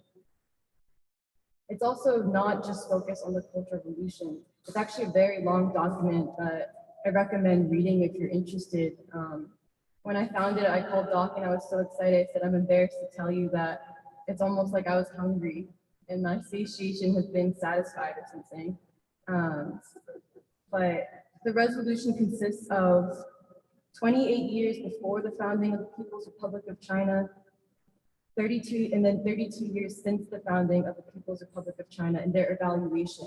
So in a lot of ways, it's a form of political education, both for the cadre of the party to clarify their ideological position and the path forward, as well as political education for the people. I mean, it was clearly made very transparent, and I was able to find it on the internet. So in their assessment of the Cultural Revolution, the Communist Party of China, first of all, completely negates the Cultural Revolution, which began on May 1966 to October 1976, and actually explicitly calls it responsible for, quote, the most severe setback and the heaviest losses suffered by the party, the state, and the people since the founding of the People's Republic, end quote. They go through the history of the Cultural Revolution and say it was initiated and led by Mao Zedong, and that his thesis, which led to the Cultural Revolution, which Doc also touched upon, was that he believed that the bourgeois and counter-revolutionary revisionists had somehow infiltrated the party and were pursuing the wrong political and organizational line, which threatened Marxism and the people themselves. And part of this understanding of the thesis is that before the Cultural Revolution, there were a lot of internal disagreements occurring within the party between what was known as leftism and rightism. And in some ways, some people call it the capitalist voters and the socialist voters. And this is because they were disagreeing on development. So the Great Leap Forward, should we leap or should we take steady? Should we consider other steps? Should we be more steady, slower? So there were a lot of internal disagreements occurring before the Cultural Revolution occurred. And in this 1981 assessment by the Communist Party of China, they explained the left errors of the Great Leap Forward in 1958 as excessive targets, arbitrary directions, a stirring of a communist wind, but also they place it in terms of the historical development of China, that socialism is still young, that they're encountering mistakes and need to find solutions for millions and millions of people. And so they also emphasize that there was a lack of experience in socialist construction, inadequate understanding of laws of economic development and basic economic conditions of China. But they also talked about how, in Doc's words, Mao and other comrades, but especially Mao, he believed that the Chinese people were magic, and he overestimated man's subjective will and efforts. So the point of the Cultural Revolution was this belief that the only way power could be taken back from the capitalist voters who had somehow infiltrated the party was by, once again, not so dissimilar from the Chinese Revolution itself, mobilizing the broad masses of people and enacting another political revolution, hence Cultural Revolution, in which one class would overthrow another, one with a spirit perhaps even greater than the original Chinese Revolution. And this was Mao's quote, theory of continued revolution under the dictatorship of the proletariat, end quote. And because of this immense mobilizing of the broad masses, saying we need to take back power from the capitalist voters, revisionists who had infiltrated the party, what ended up happening in the Cultural Revolution was many students and what eventually became the Red Guards, they were all encouraged to go against authority figures and anything, quote, imperialist or bourgeois, such as Confucianism, which had been the ethical backbone of Chinese civilization for millennia, and actually had shaped the party and the people themselves. And so authority figures were anyone from Deng Xiaoping to also teachers. And this, as you can see, is also why immense chaos ensued, why some economic construction was set back, and also why many people today still feel a sense of trauma in the 10 years of the Cultural Revolution. But the biggest issue coming out of the Cultural Revolution was the internal factionalization of the party. And an example is my grandfather on my father's side was part of the Communist Party of China, and he was actually the editor of one of the communist newspapers in Beijing. And because of the immense factionalization, he himself one day was decided that he was a revisionist and sent to work in the fields because he was deemed a revisionist. But this is all to illustrate that there was a lot of chaos. It was unclear what side is right, what side is wrong. But the thing that was most informative from the 1981 assessment from the Communist Party of China on the Cultural Revolution was they define a revolution. And they say that a way of understanding the Cultural Revolution is a real revolution unites the people. But what the Cultural Revolution did was it united the enemy and disrupted the people. Quote, practice has shown that the Cultural Revolution did not in fact constitute a revolution or social progress in any sense, nor could it possibly have done so. It was we and not the enemy at all who were thrown into disorder by the Cultural Revolution, end quote. And I think this is an apt quote for today when I think we're in need of some definitions, and especially in America, discerning between a revolution versus a woke performance where the slogans are immediately adopted by the ruling elite and the state itself. So continuing on in the 1981 assessment, quote, the Cultural Revolution negated much of the work of the Central Committee of the Party and the People's Government, including Comrade Mao Zedong's own contribution, and negated the arduous struggles the entire people had conducted in socialist construction, end quote. And I think that is something to emphasize too, is how did it affect the people? All the work the people had done and sacrificed for, from the long march for freedom against the Kuomintang and the Japanese, all of it, because the party had so much internal struggle, the party itself its relationship to the people was put into question and threatened. Everything, like Doc said, could have been destroyed, and that itself is a crime against the people. But the effects of the Cultural Revolution were not just economic, like economic setbacks, it was ideological. The Communist Party of China in 1981 identified the danger of the Cultural Revolution, saying it distorted the party and the people's understanding of the truth. Quote, the confusing of right and wrong inevitably led to confusing the people with the enemy, end quote. And I say this because I think the importance of actually the 1981 assessment and why it goes through the long, long history of China is because what it's meant to do is consolidate the party and the people once again. Like Doc said, at the center of all of this is an ideological struggle that Americans can learn from. And the whole point of such a long document, and actually, interestingly enough, Deng Xiaoping, online you can find Deng Xiaoping's private remarks on this resolution. He says, this is possibly one of the most important pieces of work we'll create because what it will do is consolidate the people and the party once again, and maintain the state and the nation. The second part of what I wanted to talk about is mainly their assessment of Mao. And I think this is important because in America, we have a rampant cancel culture. And I think it makes you, when you read this resolution, it makes you ask, who does cancel culture benefit? So much of this resolution in 1981, the Communist Party of China, they condemn Mao's later mistakes, but they do not negate him or his contributions. And I think there's an importance of not blaming Mao as a personal figure and also not condemning his contributions to China, the people, the Communist Party of China, and also the ideology and philosophy that acts as a guidance that they themselves call spiritual guidance for the people.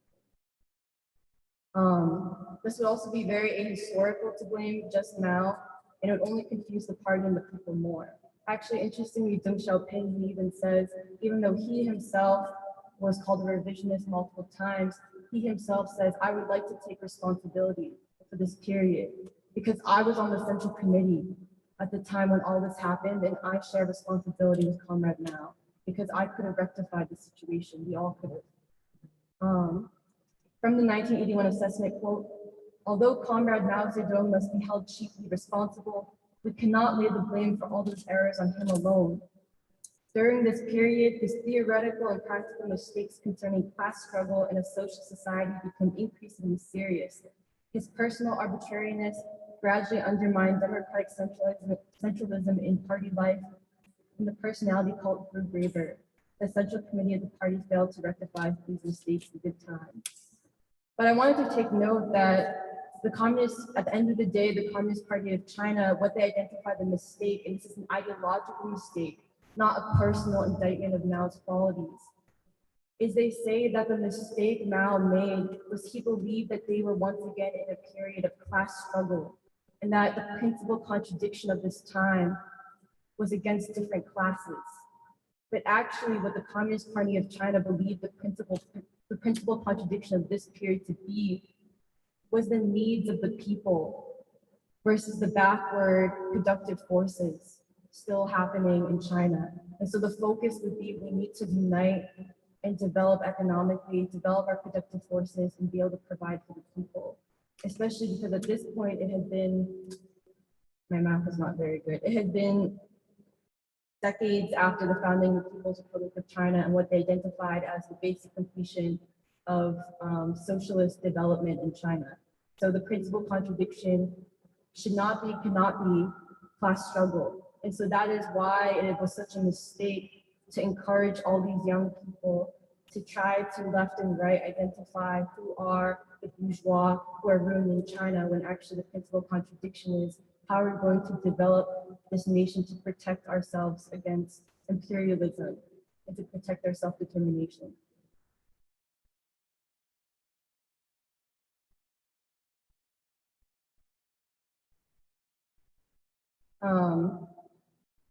Another point I want to make is how much they, in approaching Mao, how much they see it as a lesson for the party moving forward. And I find this very different from the American cancel culture in the way we even approach someone like Thomas Jefferson or Abraham Lincoln.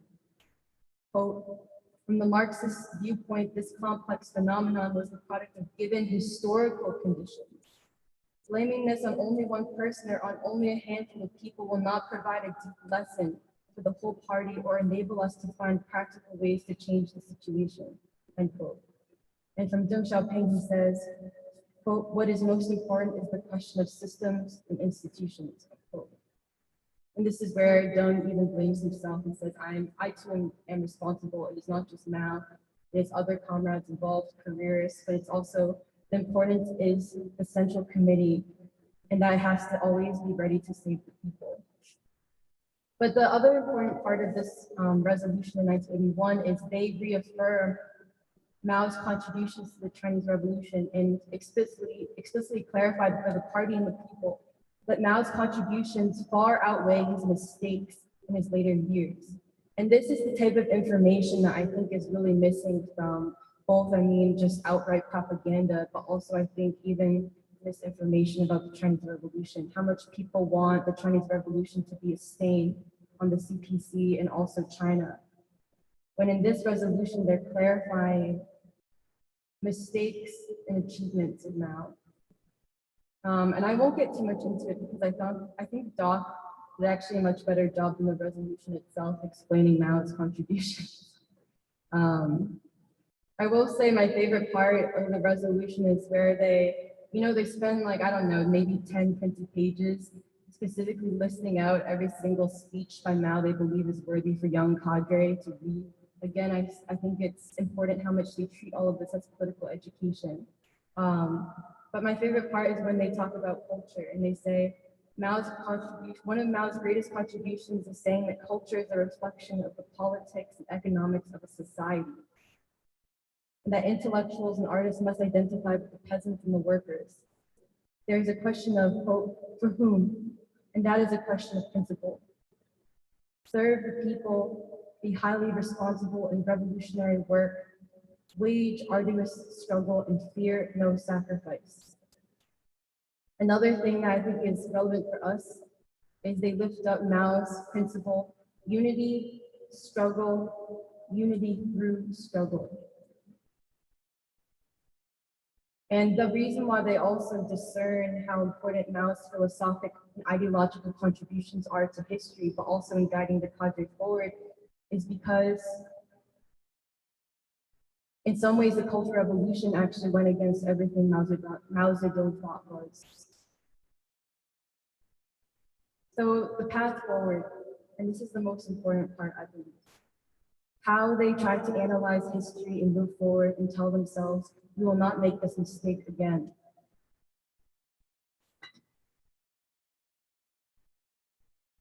They say, quote, in the resolution of 1981, quote, our party has both the courage to acknowledge and correct its mistakes and the determination and ability to prevent repetition of the serious mistakes of the past, end quote. And how different is that from America, in which we blame the personal attributes of leaders and we concentrate more on how problematic someone is and cancel them versus measuring what actually has been done or not done for the people. And I think it's easier to cancel history than learn from history. Actually, reading the resolution made me appreciate the genius of Du Bois, the greatest example of an American who actually learned from American history and understood how it could change the future of America and change the way young people can claim their revolutionary agency. For example, in this resolution, the Communist Party of China is learning from the Cultural Revolution, identifying the ideological mistakes, identifying the mistakes they made and what they believe to be the historical situation, economic situation of China. Du Bois in Black Reconstruction addresses the Civil War, what Americans see as a stain on our history. It's much easier to say the South was bad, the North is good. But in Black Reconstruction, Du Bois attempts to learn from history and to apply philosophy in better understanding the forces involved, identify the unfulfilled promise of democracy, the effect of the color line, the damning compromises and alliances made between the Northern industrialists and the Southern aristocrats, and the alliance made between the Southern aristocrat and the white worker, all to prevent the unity of the Black worker and the white worker, which could produce a revolutionary alliance that would have changed the course of American history. And I wonder if we have even learned from our own history. Ironically, it's Du Bois and Robeson who are the ones who appreciate the American Revolution and the tradition and potential of this country. And with each year, I think we lose more and more founding fathers because they become canceled. Yet it seems like despite how much someone like Roosevelt, Lincoln, Washington, everyone is canceled, it seems like the system and institutions protecting the ruling elite still stand. And it's also interesting that Du Bois wrote multiple pieces on founding fathers and what they could offer, the ideas that they stood for, the principles, and its relevance for young people today and carrying forward a revolutionary history. So I want to end again by talking about why I think this 1981 assessment of the Communist Party of China is so important. And I think it's because, like I've said before, that in a lot of ways it is a form of political education. And it was a way to consolidate the party ideologically once again in a time of crisis when everything could have been lost. Zedong, in his private remarks on the multiple drafts of this resolution, in which sometimes he said outright, "This resolution is no good, start over." He says, quote, "What we have achieved cannot be separated from the leadership of the Communist Party of China and Comrade Mao Zedong. It is precisely this point that many of our young people don't sufficiently appreciate." And this also affirms the importance of the party and the triad of the state, the party, and the people, how important the party is, and how the party protects the people and must be close to the people.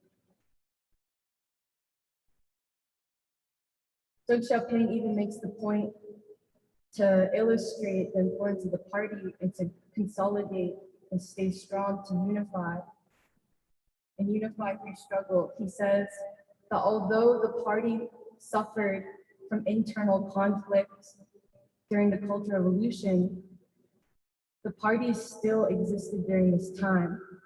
The People's Liberation Army, the State Council, they were still trying to protect the people, which, like Doc mentioned, may have been what protected the people from possibly more extreme forms of chaos. So to end, I want to read Deng Xiaoping's 2 questions which he wanted to address in this resolution, and which I think we might have answers for, but are important in understanding this specific moment that is so controversial to people in China's history. His 2 questions were, for Mao Zedong, which were primary, his achievements or his mistakes? The second question is, in the last 32 years of the history of the People's Republic of China, in the 10 years before, especially the 10 years before the Cultural Revolution, were the achievements or the mistakes primary?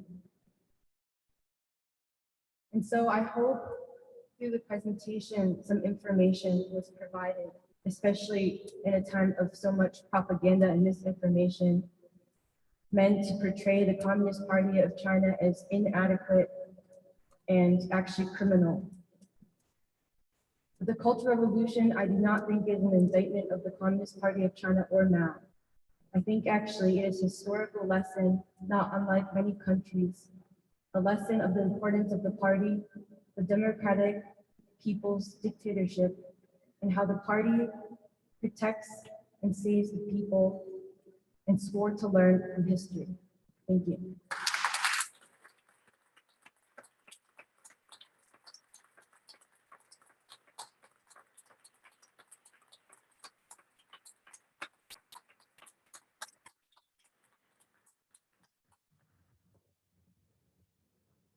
Thanks so much, Emily, for that great presentation. Now we'll be moving into our question, answer, and discussion session.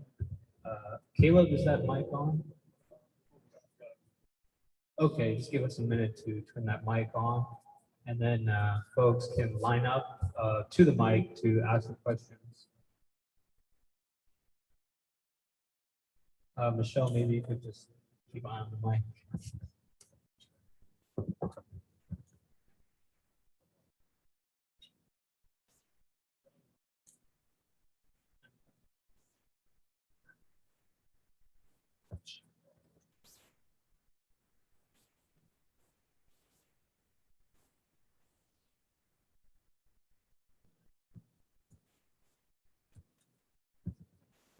Hello.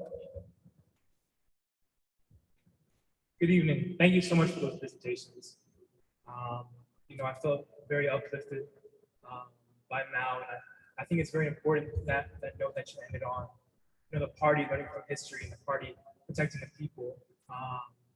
I think it's critical for our time.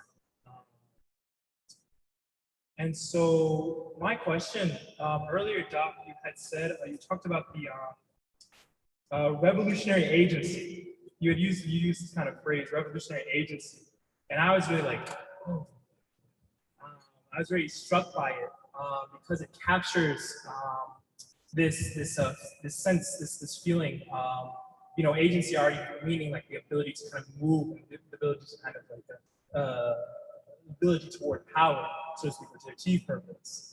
And then revolutionary agency on top of that is the ability, people's ability to enact revolutionary purpose. And I would like you to kind of expand, or I have kind of a threefold kind of question. How did Mao find this revolutionary agency? I mean, you said, that Chiang Kai-shek made it impossible it was not possible in the cities. But how did you find it in the countryside? What was that process? And then on top of that, and then the second part of that question is, what are the principles of revolutionary agency, and especially in the American context? And thirdly, I would ask, revolutionary agency, what peoples or what groups of people in America exhibit this revolutionary agency? Thank you. Well, Jake, those are a lot of questions. But, one of the things I think that Emily and I are attempting to do, and Jahan, is to begin a scientific assessment and analysis of the Chinese Revolution. And as Emily showed with her exposition of the 1981 resolution, that in 1981, the Communist Party of China itself, tried to come to terms with its own mistakes. Now, in 1921, when the party is formed, it is relying heavily upon the theories of the Communist International that are based in a lot of ways upon the experience of the Russian Revolution. And that theory is a theory of the centrality of the proletariat. That goes back to Marx and Engels and other revolutionaries of the 19th century in Europe. But then you have this whole zone of struggle known as the National Liberation Zone of countries that have been held backward by Western colonialism and Western imperialism, and have only developed a very small working class. And because of the oppression, communists and revolutionaries have found it very difficult to do organizational and ideological work in the cities. So then, for practical purposes, I don't care whether it's in Algeria or in Angola or Vietnam or Korea, the peasantry become this vast reservoir of democratic energy. How much? Nobody knew at that time. It was still at the level of theory and hypothesis. Could the peasantry be the vanguard of the anti-imperialist struggle, or were the peasants only interested in getting a piece of land and could easily be bought off? Mao and the communists believe, and by the way, Gandhi too, in India, believed in the vast potential of the peasantry and were proven right. And that's not to say that the people that saw it the other way were enemies of the peasantry, of the revolutionary. But what Mao and the Chinese Revolution showed, and this left an indelible mark upon the future history of national liberation and revolutionary struggles in the colonial areas of the world. What they showed is that there was untapped revolutionary agency among the peasants. Now, I think, and I think is what Emily brought out, I think Mao made a mistake. See, because then here's the mistake. They then, and forgive me for talking a little bit too long, they then said that the proletarian element in the struggle would be brought through the Communist Party and its ideology. So you might have the vast peasantry, but the element of the proletariat would be ideologically infused into the peasant movement by the communists. Now, all of this is difficult to negotiate. It's easier to think out in theory than to implement in practice. But that's, yeah. We do not face that type of problem in the United States. It is because of the level of capitalist development. Our problem is uniting the working class, not the peasant workers alliance so much. And that is as difficult a problem as it gets, by the way. All right, Steve, please. Yes, Stephen Bowman. I want to thank all three of you for being so succinct and giving us such a good background and context.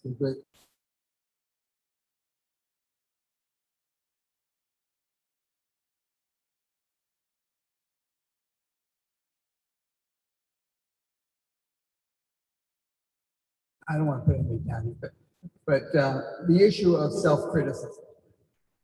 The issue of self-criticism, which Stalin made clear throughout his leadership, that this was something that the party, the vanguard, had to come to terms with. It was important, criticism and self-criticism especially. This is something that the comrades have given us a gift in presenting a sort of template for us to base our own criticisms of ourselves. And I think this is the most valuable lesson. The other very important part that I think, Doc, you bring out and in your introduction, it comes out, is this very important concept of confidence. Confidence in the masses. Confidence in the masses because that's who we are. We are the masses, whether we're workers or peasants or whatever it is. We are those people, and if we stand apart from those people, in as much as we do, which is, I think, what the 1981 thing comes to say, the party was starting to stand apart from the people. That is the real crux. Culture, my own thing is that culture is the channeling of truth to dispel myth. And that the opposite of that is channeling myth to dispel truth, which is what they started to do. And so I really want to say I'm very appreciative of the comrades giving us that opportunity. And also, I have to say that the Saturday Free School, I said it before, it's a template for the advancement of us as the masses, as a people. And I hope that I wish we could write up a curriculum or something like that that gave people something to start on in beginning this kind of organization. Because what's happening here today is a beautiful thing and deserves to be replicated. So I haven't really asked a question, but forgive me for the comment. Thank you. Would you like to respond to that? I don't know. Okay. Your next question, please. And could you please introduce yourself? Yes. Hi, my name is Danny. Thank you. I really also enjoyed the stories that were given because I think it's always important to hear how people relate to this material. So I had two questions. I'll try to be brief. One of them was, I was just curious how the panelists see China today raising the necessity of world revolution.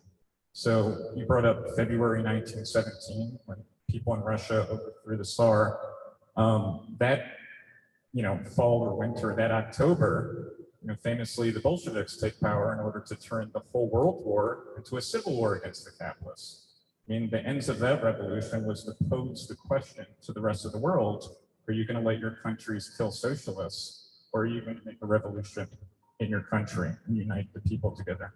And I see that question returning with Mao and Khrushchev, meaning Mao's criticism of Khrushchev is, oh, do you think you can just develop communism next door to the imperialist powers? Do you think they're just going to let you do that, kind of peacefully coexist? And returning to that question, so today I'm wondering how you see China. I think you mentioned some of the solidarity work in Africa, raising the necessity of revolution to the world, to people in the United States, to people in Denmark, to people in South Africa, to the world.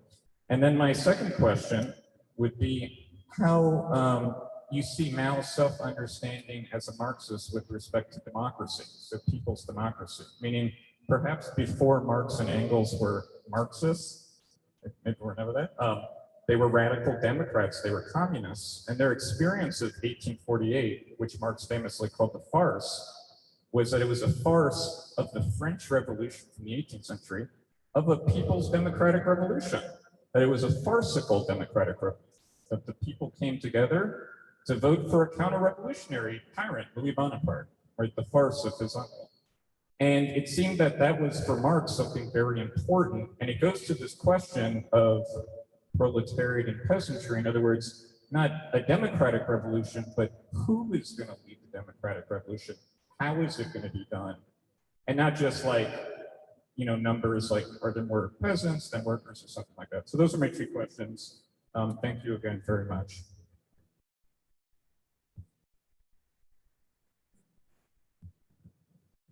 Once again, these are questions that we have to get involved in studying. I mean, and this is why such a symposium as we are holding here today is so valuable.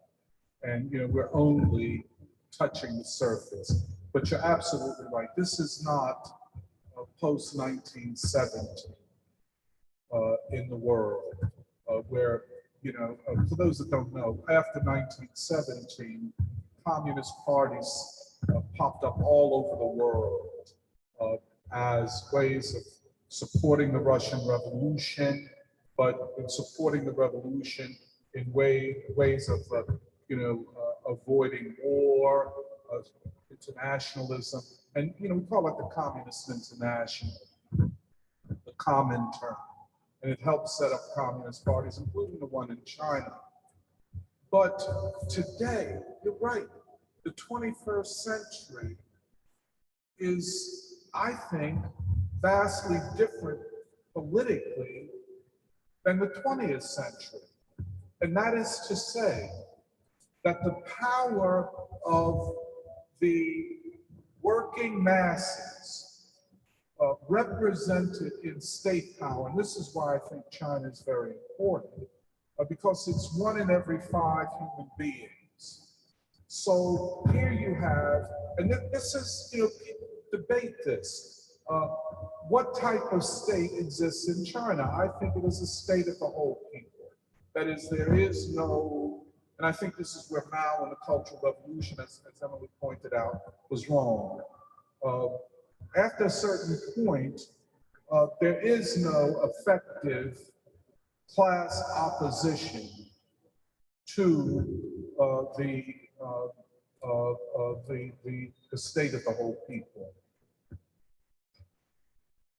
I think, as Fidel said, that it is the political and moral example of the dictatorship of the proletariat, the state of the whole people, be it in Cuba or China or Vietnam or Korea, People's Democratic Republic of Korea, and how information is so readily available that makes the situation ripe for radical democratic change. Now, here you go. The setback, the collapse of the Soviet Union and the World Communist Movement, And in the free school, we have tried to begin to assess that. I'm of the opinion that Mikhail Gorbachev was an agent of Western intelligence, that this was not just, oh, socialism didn't work, and the triumphalist narrative of the United States. I think, and this is something that thankfully Deng Xiaoping was very aware of and protected the Chinese state against, the penetration of Western intelligence and the corruption of top leaders of the state and the Communist Party. That was a setback, and thus, forgive me for talking too long, okay?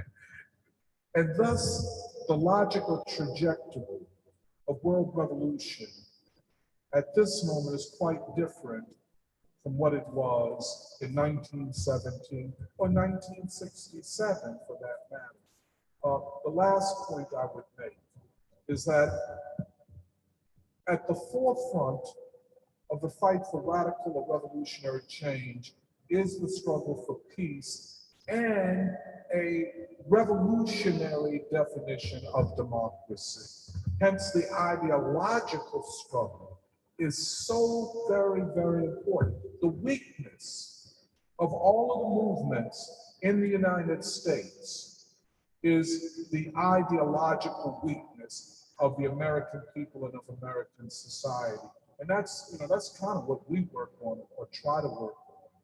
But hopefully we'll have more opportunity tomorrow to further explore the question that you raised. I just wanted to briefly say also that, of course, we'll further discuss this tomorrow. But also, I think we must be very attentive to how we think of the concept of revolution in the 21st century.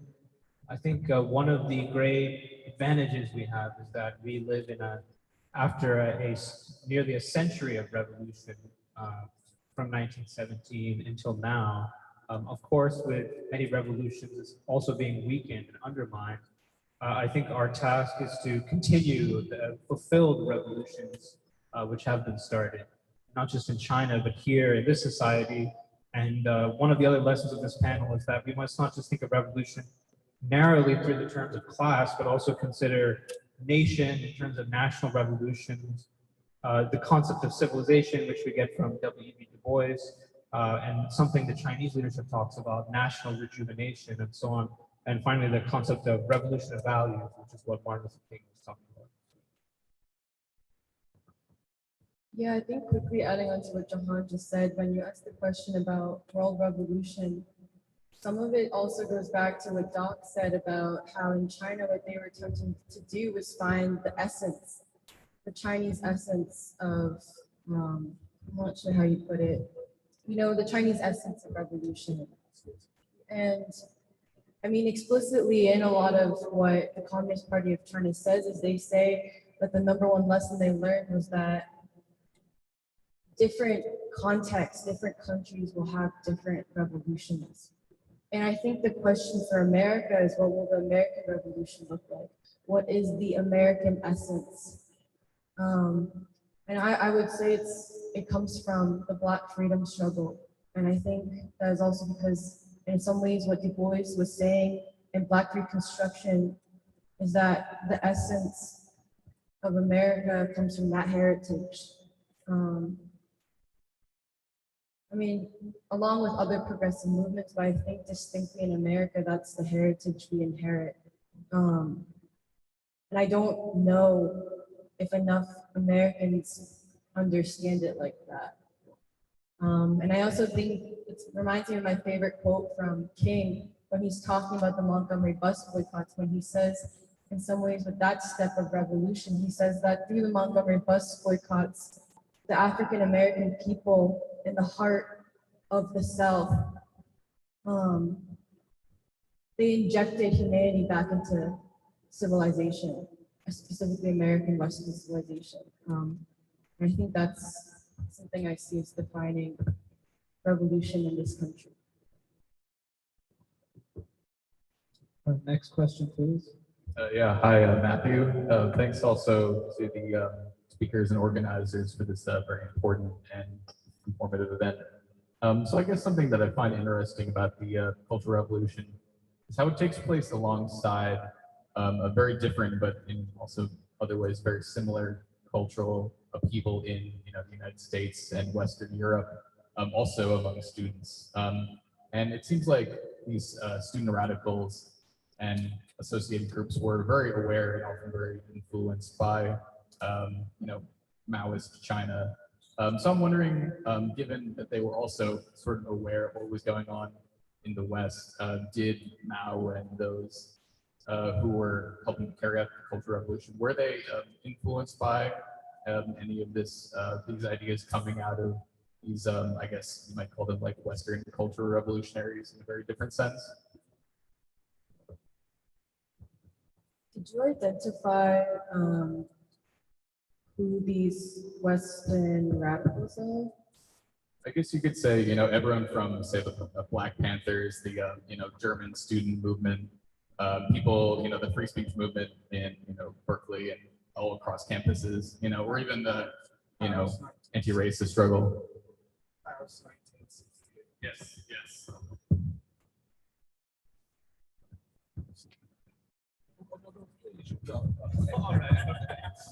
Yes, I think the doc was saying, I don't know if the mic caught it, but perhaps the most famous example of that was the Paris 1968 kind of protests. And I don't know, as far as I know at least, I don't think that Mao or any of his colleagues are really influenced by those movements, although of course, I think as you said, the traffic was very much in the other direction. They were very influenced by the Cultural Revolution. And there is that similarity of the students as perhaps you could say the agents of revolution.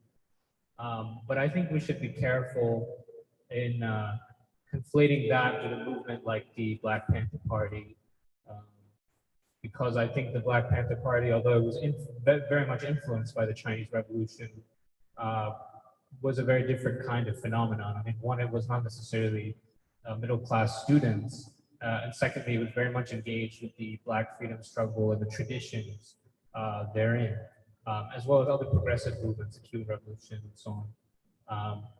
And I think there has been, unfortunately, a tendency to, as we were saying, the over-romanticization of the Cultural Revolution, and also of these movements, these student movements as the vanguard, rather than a serious understanding of the Black Panther Party, serious understanding of what Martin Luther King and the Civil Rights Movement was attempting to do, wage their, as I mentioned earlier, own revolution of values, which may not have outwardly looked like what happened in China, but in many ways, as we've discussed in this panel, there were a lot of similarities of a movement of the poor, literally a poor people's movement.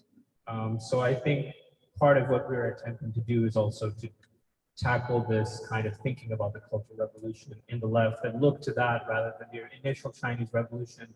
And in this period, also the other great revolutions that are happening in the world, of course, the struggle in Vietnam, the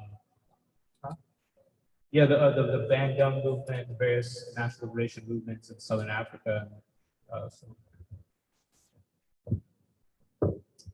Like Emily points out that the Communist Party of China assessed itself and critiqued itself.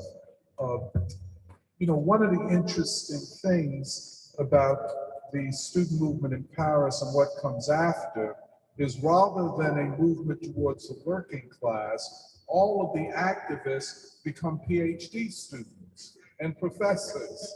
And the universities, these corporate behemoths and gentrifiers become the liberated zones, I'm being facetious, liberated zones for postmodern identity politics, theorizing that attacks the working people and hides behind and finds a comfort zone in universities that are pushing working people through gentrification out of their neighborhoods. That, to me, and what we are faced with today in the United States, with this vast anti-people, anti-poor, anti-working class rhetoric, sometimes, if you don't mind me saying, crystallized as the 1619 Project, the the counter-revolution of 1776, and all of this, to me, comes from the French student movement that concluded, falsely and wrongly, that since the trade unions didn't join them, it meant that the working class in the West or in Europe was reactionary. I think that is the difference, but I agree with you bringing it up. What happened in the West took up a lot of the slogans of the Cultural Revolution, but did not do what the Communist Party of China did in self-critically assessing itself and trying to return to the masses.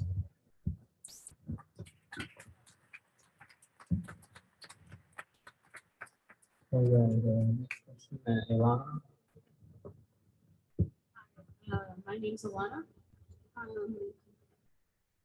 Great presentations.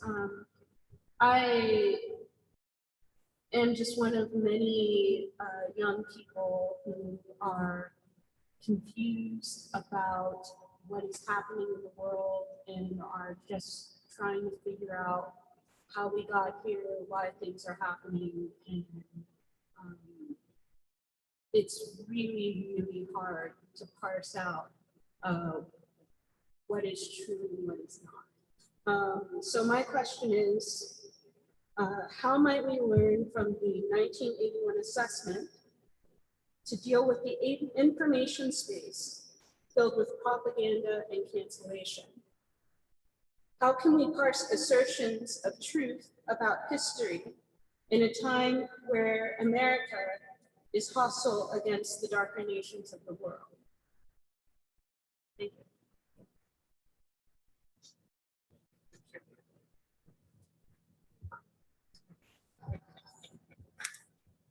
That's a good question. Especially with the truth. I mean, something that really impresses me about the Communist Party of China, but I think the rigor of what I assume to be the communist parties communist parties in general, is how much they like write and talk and like almost, I don't even know how long it takes them, but the Communist Party of China has so much on the criterion of truth. And in the 1981 assessment, what they say is the truth comes from and has to be reflected in the masses of people. They say in identifying the soul of Mao Zedong thought, which I think in some ways it might just be better to say the guiding principles of what they want the cadre of the Communist Party of China to really imbibe and approach problems and big problems in society with is the truth, that you have to seek truth from facts, the mass line, and what they call independence. But what I see is more as self-determination to protect the country from imperialism.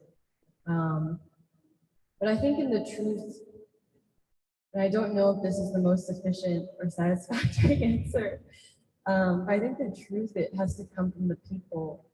And I think in this resolution, a big part of what they're doing and going through the history is to talk about what happened to the people, what was done by the party, and consolidated and protected so vigorously,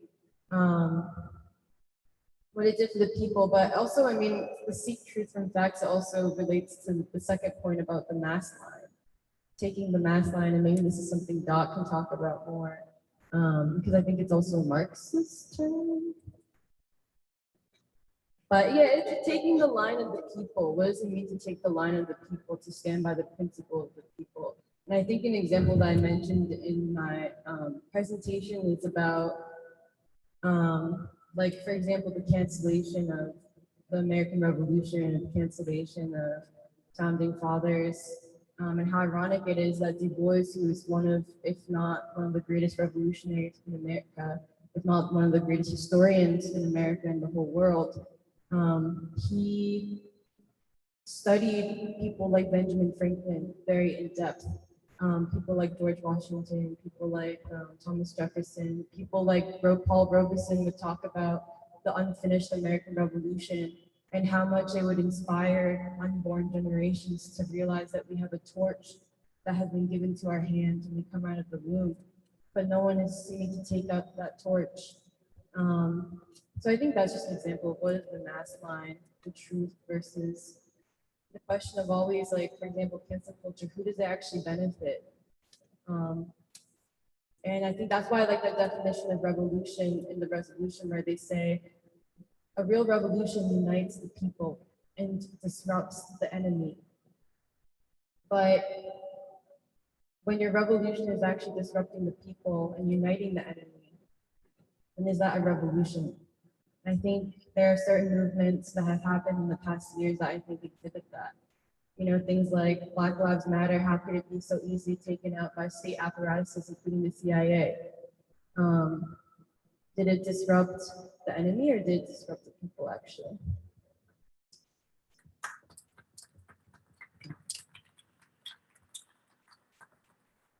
I think your question hits on something very important at this time, Elena, and that is the question of confidence over pessimism and nihilism. And I can assure you that, and I think you know it, I think everybody in this room knows it, bourgeois art and propaganda and ideology is geared to create pessimism about the future and nihilism within the ranks of the people, be they working people or students or intellectuals. So much so that they say constantly to the people, you cannot know the world. And then they do nothing through the media and other sources to help the people to understand the world.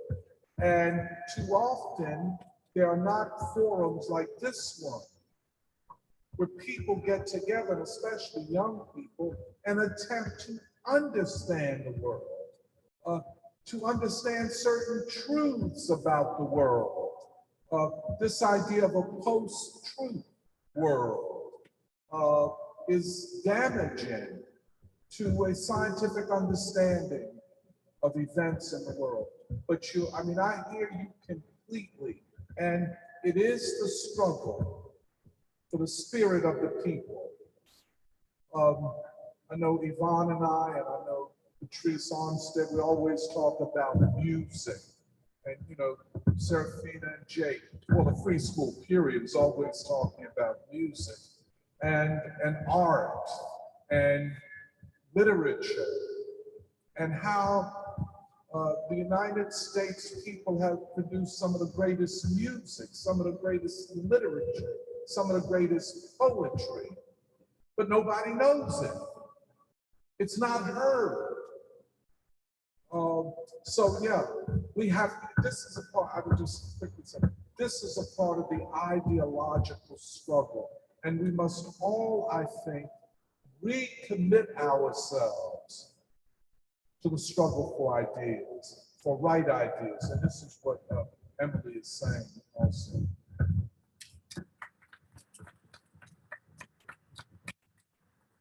I may also briefly add, I think Ilan's question also takes us back to one of the themes of today, which is the fight for people's democracy and the contrast between the people's democracy, the People's Republic of China, and what is known as liberal democracy in the United States, which, whereas, as we've discussed through many examples, the Chinese state, or actually, as Emily put it, the triad of the state, party, and people, functions to actually study their history, their culture, engage in critical thinking through these kinds of assessments in order to evolve the project of the Chinese Revolution.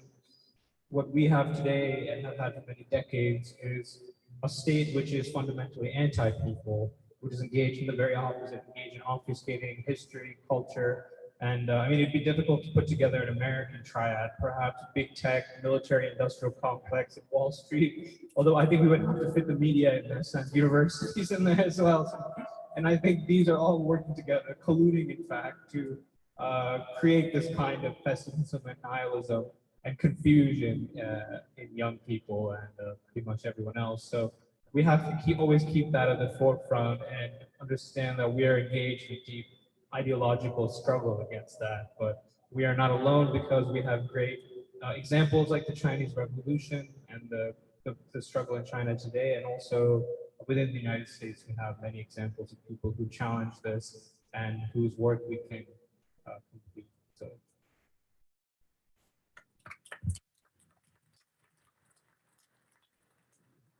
Next question, please.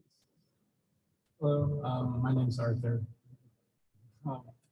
Thank you all so much for your presentation. Doc, you mentioned today and the days prior how Mao's mother was Buddhist, which is a topic I'm unpredictably fixated on. And I was wondering, I'd like to know more about Mao's and his successors, their views on what role I think religion and faith with the people of China, how that would ebb and flow over time, and how they saw that as what meaning they saw in that, as opposed to states like Russia, which have I believe different reaction to the Orthodox Church, and even Vietnam, which I'm woefully well undereducated on. So that's a profound question. Because, the question of the spiritual and intellectual life of the masses as a whole, which is not the same,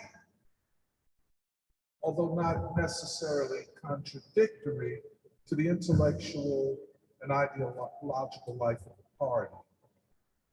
They're not the same. And I think somebody was referencing,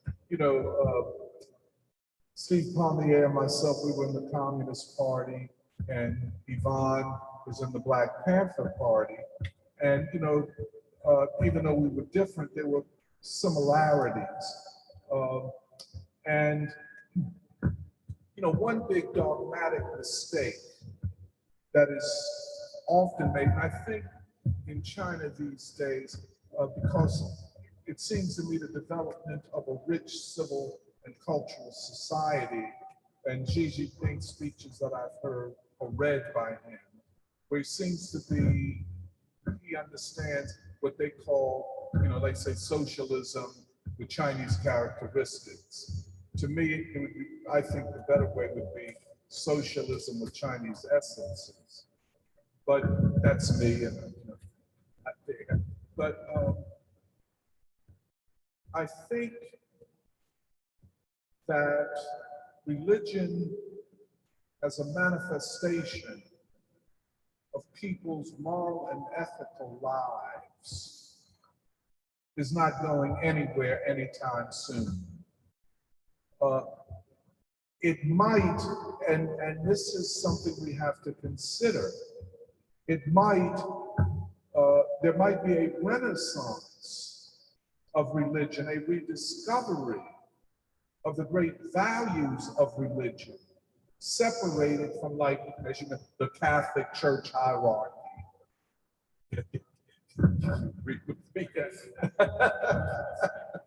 But because you take leaders like Gandhi and King, and how they won the great trust of the people. And King, we have so much of his speeches and writing. So I think it's a huge thing. How Mao's mother's Buddhism affected him, we don't know. I mean, the biographies that I have read, Western biographies, are full of crap, to put it mildly. Because, just like with most Western biographical, even history writing, they try to emphasize these days the individual's interior failings. For example, you read a biography of Mao, and they're going to say he didn't like to take baths, but they don't mention Buddhism. And perhaps what some Western Marxists and even Soviet Marxists saw as weaknesses in Mao's philosophical writings could have been his own Buddhism. And you know, Buddhist and Hinduist theories of karma, of, you know, all of that, which I don't know, but there's something there. I would say in understanding Mao, you have to understand his relationship to his mother, especially in a patriarchal society. Something significant was going on there. And I think that, you know, our experience as African Americans, where we have a more robust matriarchy, mother determining community, family life, and other things, helps us to understand a mother's role in the raising and socialization of males. I'm not saying they don't have it in female, but in males, and how that impacted Mao. One quick thing. One thing we know about it, he was very strong-willed. I mean, to the point of sometimes going against his best interest, but very strong-willed. I think that is something you often get from your mother, from the female in your life. The other thing is, you know, by the time Mao writes his philosophical writings, he'd only been a Marxist for about 15 or 16 years. But he has all of this confidence in himself, and he plunges into it and writes it. You know, whether it's Kant's critique of pure reason, I'm not going to say, but it was what the party and Chinese people needed at that time. So I think religion is going to play a larger role as society becomes freer, as what I call the state of the whole people becomes a state form of the new democracy. And I think it's a very, very good thing. But I think the other part of it is that one can be confessional or religious, and on the other side, a good part of society could be non-confessional. And it's not a contradiction, because often, and I'm going to shut up, often the non-confessional critique of weaknesses or problems in religion helps religion to stay grounded in the masses. On the other side, the religious critique, for example, King's critique of communism, which I think was dogmatic, his critique of dogmatic communism, was very valuable for communists to know, hey, precisely what religious people are thinking of you. You don't know it all, and you're not the final word. So I think I would agree with you, Arthur. We have to constantly look at religion. I think at least Black religion is such a beautiful thing when it's beautiful. I'll put it that way.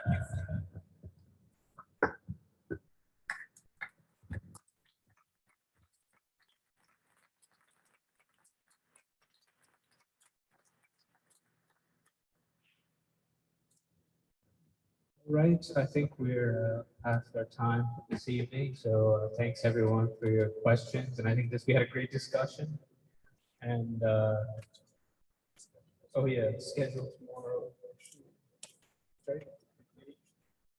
Tomorrow we'll be continuing this rich discussion with not just one panel, but 3 panels, of which they cover many different subjects, and most importantly, it will be the last day of our commemoration of the 100th anniversary of the Communist Party of China, and the various panels focus on the future. Okay, so beginning at 10 a.m., the first panel is the World Progressive Forces Response in New China. So we'll be talking about Fidel Castro, W.E. Du Bois, and the relationship between India and China and its importance for today. Our second panel is on the evolution of the evolution of the Communist Party of China from the thought of Mao Zedong to Deng Xiaoping and Xi Jinping. And then lastly, we'll finish with a panel talking about China, Afro-America, and the future of humanity for peace and democracy, in which it will be a panel of young people talking about synthesizing ideas and values for the future. So in some ways, we're bringing it home to America, and we will also be having lunch at 2 p.m., which is made by Zakia. If you weren't here last week for lunch, I definitely recommend you come back tomorrow. It will be an experience of a lifetime.